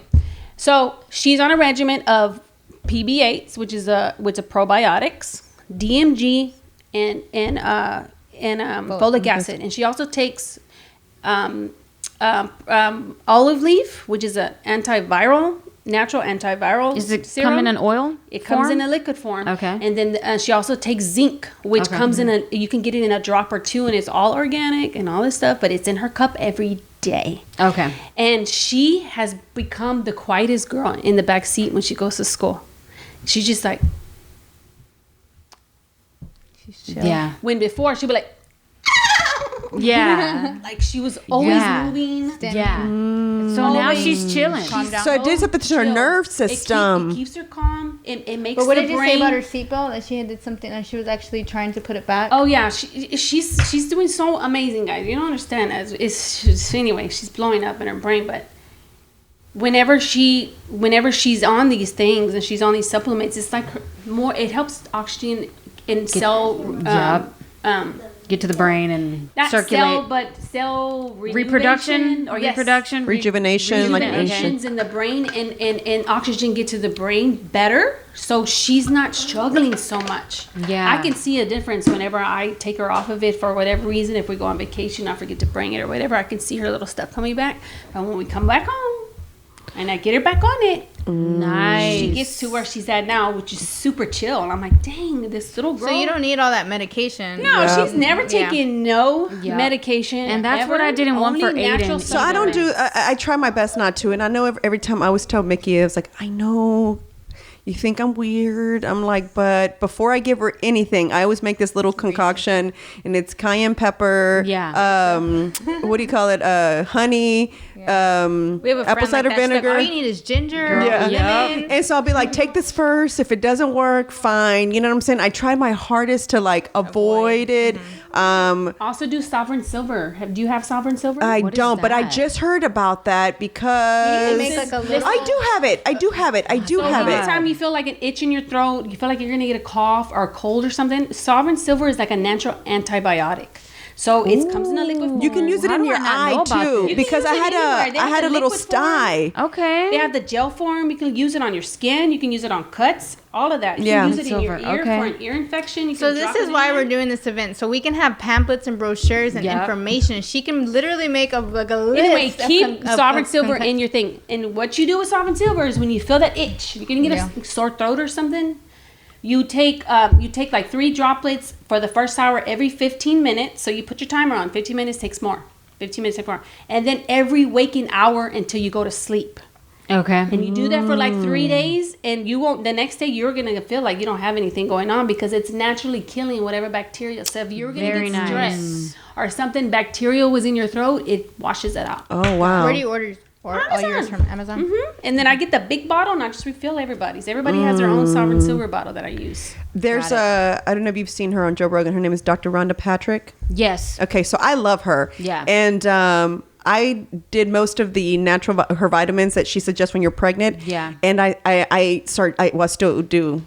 They're disgusting, but sardines are great for you also. And when you're pregnant, I like sardines, yo. ooh, I don't. I can't stand the smell. You eat it raw? Poor people food. No, I actually put them in. I actually cook them and put I'll eat them in a sandwich, and I'll put salt and everything. And it's the only way that I can eat them. Like, I don't like them. Huevos con papas, sardines. But Hot sauce, girl, with the hot sauce. I really feel like, and it could be mental, but I feel like I take so many supplements, and then I did the sardines, and then like I do everything like natural for Penny, and so I forgot who I was talking to, and I was like, I regret that I ever did that because I think she's such a picky eater because of it, and you know what I'm saying? Like obviously she has junk back there. You guys saw the stuff. I mean, she's got chips and all that. You know what I'm saying? We but can't make things from scratch. yeah, every day. but it's like. Chips are oh my god, they're Yeah, I mean, poison. I know the dye in the chips is Bella not loves chips good. too. God, I know. She likes cream chips. But cream chips plate? That's what she says. Cream chips plate? I tried fooling Penny, and I got her cheese puffs from Whole Foods, Oh, no, they know. It just doesn't taste the same. and she went. Yeah. She just spit it out, and I'm like, come on, man! It's like supposed to be gluten free, dye free. Yeah. That's why I don't Taste the difference, man. She won't eat it. So I like try my best, and but she knew immediately those were not her Cheeto puffs. So she said, I'm not eating these. But at the very beginning, that's how I was. I mean, I didn't give her any of the foods in the pouches because I was scared because of all the ingredients that are in there. And so I decided to make my own. And it's scary because it is the food that we eat nowadays that messes us up. Because the one question that I asked whenever I first was diagnosed with the fibroids is, how come when I've had my pap smears in the past, there was never any like nothing came back abnormal, right? And so the only conclusion that that my doctor had was, it was probably because you kept yourself so healthy and you ate well. They never were grown, so they were so small. The minute you got pregnant, your hormones are everywhere. I fed them. So I basically fed them with my hormones. And so that's when they grew. Because the reason why my midwife sent me to the doctor immediately was I was only 10 weeks pregnant. And I swear to you, I already looked like I was like, maybe like, I don't know, maybe like 3 months. And so I already, and I was, I was super tiny, you know what I'm saying? So it was like, it was super noticeable. I walked in and the first thing she goes, can y'all get her chart? And then she was like, you're how many? No. She's like, you're going to have to go get an ultrasound. She's like, are you against ultrasounds? And I'm like, no. Not if it's going to save my life. I know. I was like, no. And she's like, there's something. She goes, either you have twins. Ooh. She's like, or there's something happening in there. And I was like, great. So the whole time I'm like waiting and my heart's just beating because, you know, I don't know if I have twins or what this other monster is. That's why they tell you to go vegan when you're trying to get rid of tumors, because when tumors are fed by food, by meats and sugars. Yep. That's what that doctor talked about. When you think about what you because eat, a lot of grows meats in have an hormones in acidic it. State. Yeah. Yeah, in an acidic It's able state, to plant-based. multiply. That's Try why it's so plant-based. It's not important bad, to I alkalize your body as much as you can. They make so we're many eating things all the like beef plant-based now hormones that are too. supposed to taste like the real thing. I promise you. Won't. I went vegetarian for a year, and We did it together. Remember? It was so hard. it was hard. I liked it. I still eat some stuff. I stayed. No, but I'm saying Vegan's a whole nother it was level. hard for You us. know my cousin Anna. Oh yeah. She's vegan. Yeah. She does. She always says she's an egg white away, but she's hardcore. She's an egg white away from being a vegan. I don't know if she still does the egg whites, but No. When we tried it, the hard part came. We were at a party and somebody had fajita, and I was like, "Girl, I don't know if I can do this." Like it was so hard, but I stuck to it. The portobello mushrooms, girl. Slice them up. they're so good. Put them on the fry them or whatever. And put them in a fucking tortilla, girl. And that shit's No, for me, it's I like me a tortilla, but not the mushrooms. I know. For me, it's potatoes is my substitute. Potatoes and beans I'll put before like mushrooms and stuff. But. whenever I went back to eating meat, it's till this day I can't digest it that great because I went vegetarian for a year until this. Your body will reject it. Yeah, and even now, it's like I got to think about which meats I'm gonna eat, and I like think about it hard because it's like, okay, how do you want to suffer later? Yeah, it's like, what is this gonna? I don't think I've had fajitas in a hot minute though. Usually it's Meat's chicken scary. and really like- ground Have you seen sirloin. What the Health? No, I've seen What the Health and Forks and Over Knives. Yeah. I know. I was like, Even I'm when never you think eating you're meat doing the again. right thing and you're eating chicken or eating fish, it's like it ain't even no good. On that note, that's pretty much food is medicine with our children too. So I have a lot of I've talked with a lot of parents who are like, oh, my kid's bouncing off the walls. I want to get them on medication. I want to do this. I'm like, but have you changed their diet first? Change their diet before you put them. Yep. And I say this because earlier on when Jamin was diagnosed, he also has ADHD. So after 4 years of him bouncing off the walls, and I changed his diet. I took the red dyes away. I did all of that. It's still, he was just too intense. And we went to a psychiatrist, and she's like, try this, you know. So I did try it, but I immediately, me and my husband were like, Like 2 days in, he brought him to work to see me, and he was like just in the seat, just like falling asleep. It's like 3 o'clock in the afternoon. I was like, take him off that crap. Go throw that crap in the trash. No way. Like, and a lot of my friends, like later conversations, are like, you should just try it. You know, it might help. I'm like, but I don't want to see my son like that, and I don't want to know I did that to my son. It's all it's in what I feed him. Yeah. So we don't buy much ice cream. We don't buy much cookies. If we do, it's like a treat. You know what I mean? Yeah. But it's just really got to do your research with the food to what you're feeding your children. For sure, I Making agree. that better adjustment with their diet if you know that there's some issues there. You know, you just I've gotta, had to change her diet just because she's getting a little chunky. She is. I know. She's we've been my fucking y'all baby. up gotta meet lately. her. Picky. We do spaghetti is her jam, you know. So we'll do spaghetti, but I use tomato sauce instead of spaghetti sauce just because there's so many ingredients So much in sugar it. in So that I just shit, figured, let's just do. So she doesn't know any different. She's never had real spaghetti sauce anyway, so that's dope. So she don't know. She's gonna go to a restaurant one day and be like, "What is Yeah, this?" she'd be like, well, this has a lot more flavor than what my mom gives me at home. Well, that's not fair. But before we go, guys, I want y'all to let everybody know the date of the event, the time of the event, and then also my husband went to go get the supplies, so hopefully he's back. He's back. Yeah, he's back. Yeah. Oh, okay, then hopefully he has it back there. Yeah. Well, I used to have a crafting room. For sure, before follow Penny came. Made Bright, and I gave you her Instagram last time, Made Bright, MadeBrite, because that business right there it was flourished off of her passion with autism and her daughter, and a lot of everything. If you go to read her bio, it's beautiful. A lot of the stuff she does, my cute earrings, you can find little autism. I should have brought my I should go More get than my that. Frida fanny pack. I'm trying to come back with those. Yeah, she makes the You're cute. so busy. Yeah. I'm super busy, but know. I find my neck is with sewing. It's just because it's super duper what do you call it? Creative, like- not only creative, but it's so therapeutic. Yes. It's bet it therapeutic is. Oh, yeah. to You're in your sew. own little element, I you know. like my sewing, Yeah. my little. My sewing machine. You see why it's back? It's in the back. I didn't even know you on had top a of sewing the machine. on top of the dryer. The metal thing broke. I was being lazy. Didn't want to change the needle. I tried to stick something in through there and it broke, and I was just like, Yeah. Damn. Mm-hmm. that's what I get for not wanting to go get the right needle. Now it's super annoying. You gotta change the needle, rethread everything. Yeah. And then, I mean, she also backstory. She like taught herself all of this stuff. Like, I didn't know nothing. You guys. I used to think, man, I'm like the least creative person.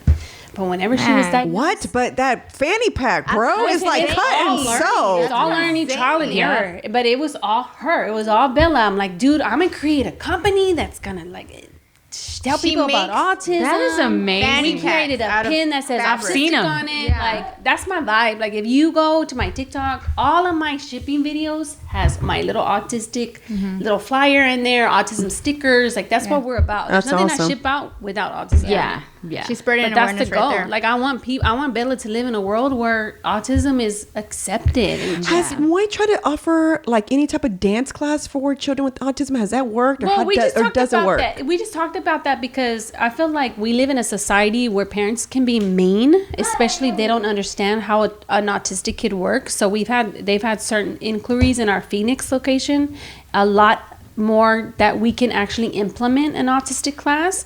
Because if you go and you take a kid on the spectrum and you put them in a normal setting, these parents will find an excuse to complain. If Especially that 'cause they're paying instructor for it. They're gonna- is spending more time with their child because they Yeah. take a little longer to get Yeah. it, they'll be like, look, we're not paying for you to spend more attention to this child. We're all here. So we want to create an God, I hate those environment, people. real thing though. where all the parents know their kids are different, and it's okay if you have to spend more time with this and this child because my kid is in a class.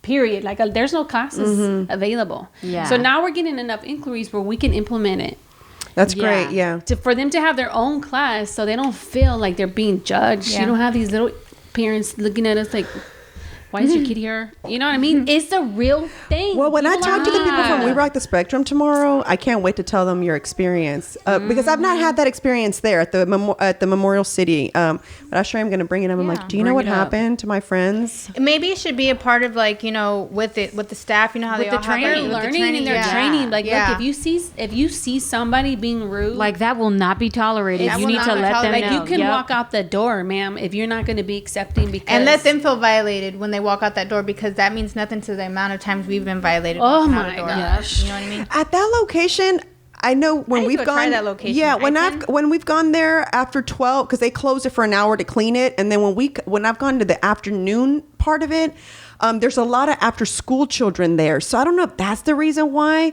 So there's a lot of after school children there that are there with their therapist. Yeah. And so I don't know if other parents who've taken their kids there maybe are just used to it. Oh, we already know that well, there's if kids. you don't know what autism is, you're not going to know. Rock the spectrum means, Yeah. hey, we're here for your kids. With well, autism I didn't know that it spectrum. was specifically Do for you them. see? But do you think that's the why that marketing was parent felt there? Like she can say something. Yeah. But do you think the marketing was there on your end? Like, because we knew what it was, but like on your end, how come you did you? That's I another one you referred could talk to, to them right? about. Is the marketing About there? putting more pamphlets out about autism. That's the only reason I knew because I saw a Or a pamphlet hashtag for autism awareness on the door. No, there's nothing. It was just that other thing that I saw. I remember Marissa. I said, "Oh, look, Marissa, you should take this flyer," and it was therapy. Yeah, and a parent like me doesn't pay attention to Yeah, and I shit. didn't see that until I'm just going in there. I wanted to. We went to this past weekend. We went Friday night to Why the can't we over there? yeah, and Girl, I saw her breaking Penny. it down. I've never taken Penny. Mickey wants to go back this summer to classes, and so we took her just to kind of get her back into the vibe again. yeah. And so Penny loves to dance, but she literally walked in and saw the cipher, and she was like this. She But was like, she was like, "Get away! no, I'm going into the yeah, cipher." no, she was like this. And I was like, I told Pete, I was like, is she kidding right now? She calling me out. Like, and now she was does she like, want a battle? And I was like, no, she's got to be kidding. Like, she's never even seen this. There's no way. And then she'd be like, Mommy, you.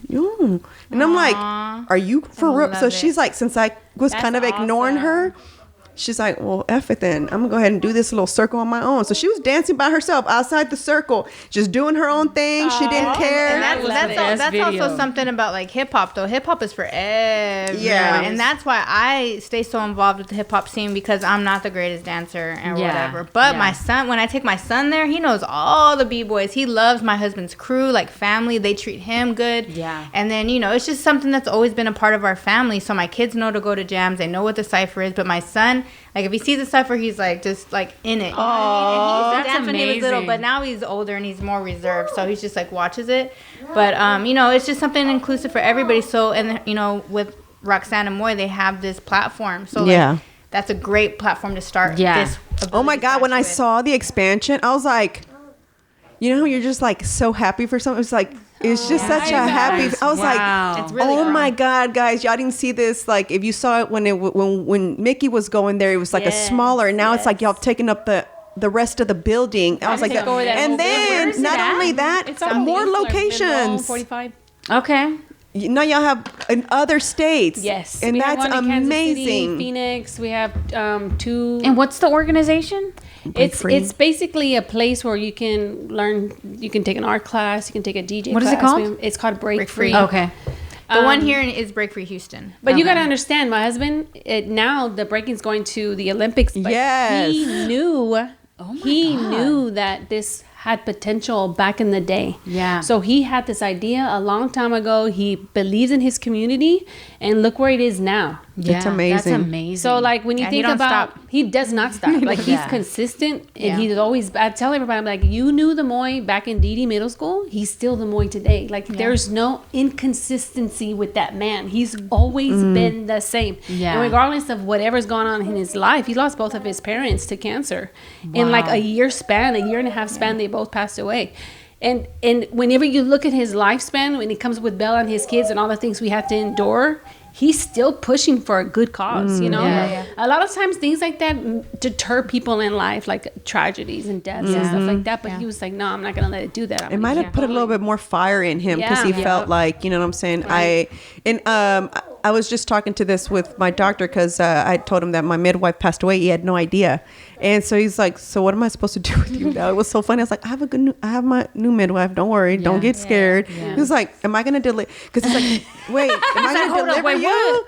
He's like, you're so against, because he's like, you're so against because he knows, right? He's like, you're so against this delivery stuff. So what am I going to do with you? I'm like, don't worry. Fran took over. And so I'm like trying to explain to him, right? But we were talking about him at ease. Yeah, exactly. Because he was nervous. He was like, no, he was thumbling through his paper like this, like, what am I going to do? So what happens now? You know what I'm saying? Because he's like, basically, because somebody like me, he said he would have suggested a C-section, which I'm not going to do, right? But because he would like to take the fibroids and do everything at once. So that's the reason. So, but anyway, he was saying how when he had cancer, which they could do that during a C-section? Yes. Yeah, they do it all at once. Fucking badass. Yeah. People get tummy tucks now too. Yeah, I know.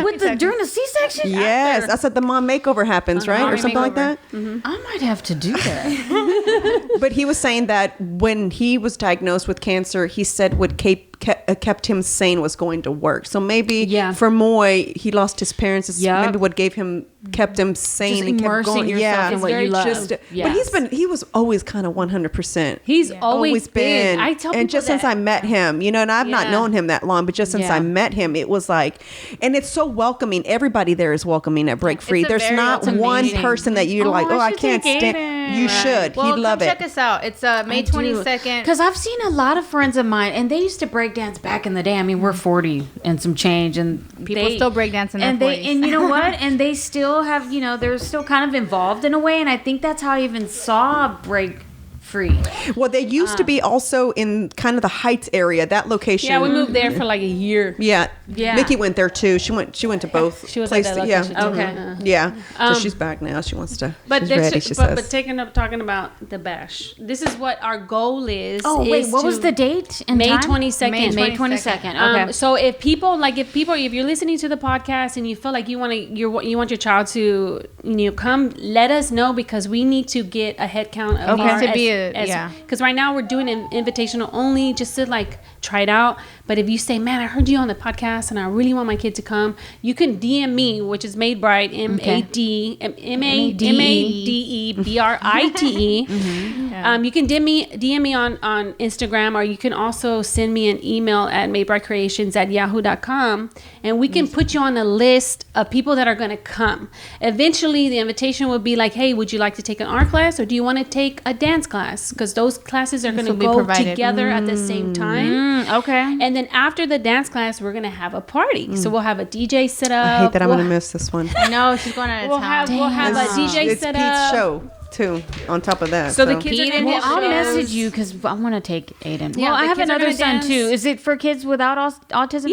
Yeah, or just kids with listen, autism? we Okay. want to include the siblings too because there is a learning. They are a big part. It's a learning Yep. experience for them too, because not all only are they going to experience kids with autism, but there's going to be kids with Down syndrome and other disabilities there. Yep. So we want them to learn to like love these kids. Okay. Yeah. So like as an And adult, also because of the sibling status, they deal with a lot too. So They it's do. a fun night for them. so as we'll well. have a tie dye station too. Yes. They're going to do tie dye shirts. Oh my god! So it's going to be an event, but Yeah. for now it's invitational only. But if you hear it on the podcast, message can you us. create an Eventbrite for Yeah, we free? initially are. Yeah. Okay, we are. yeah. We That are. way you already know. Right now, because it's kind of just reserved and we're trying it out, we haven't made it that public yet, but we will.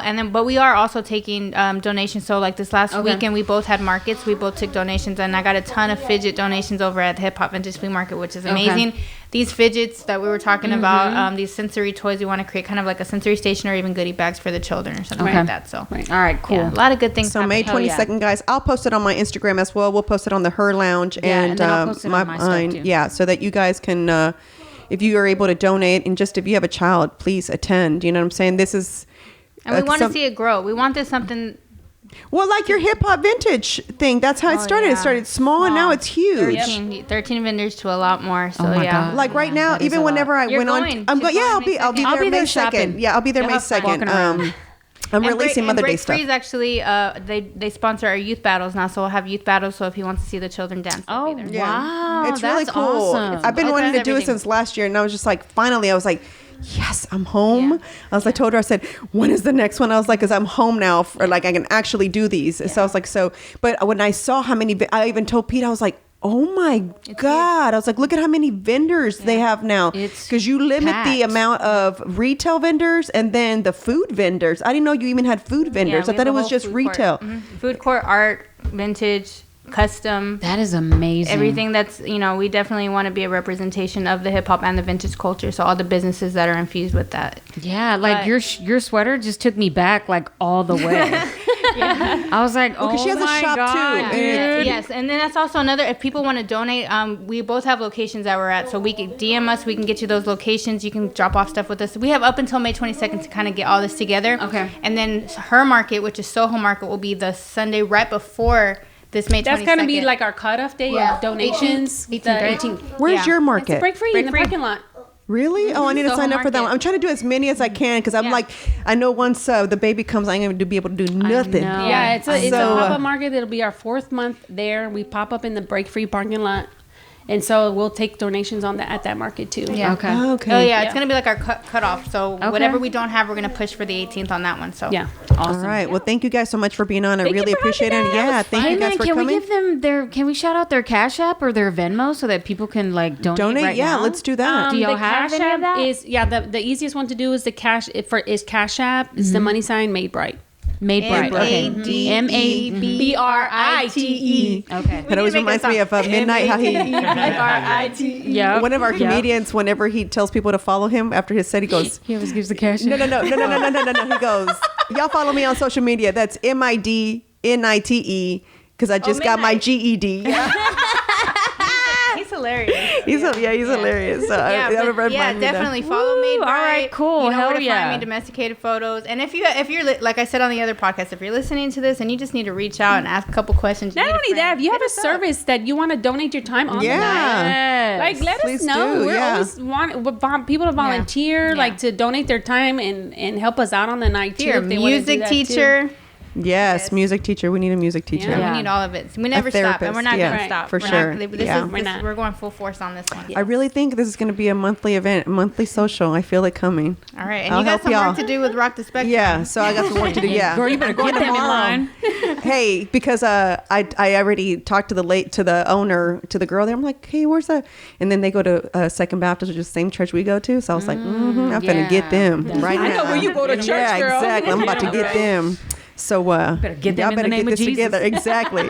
All right, guys. Thank you so much for listening. Again, please make sure you follow at Made Bright and at Domesticated Photos, and don't forget May 22nd. So come get involved, please. Yes. See thank y'all you. next week. Bye. Bye.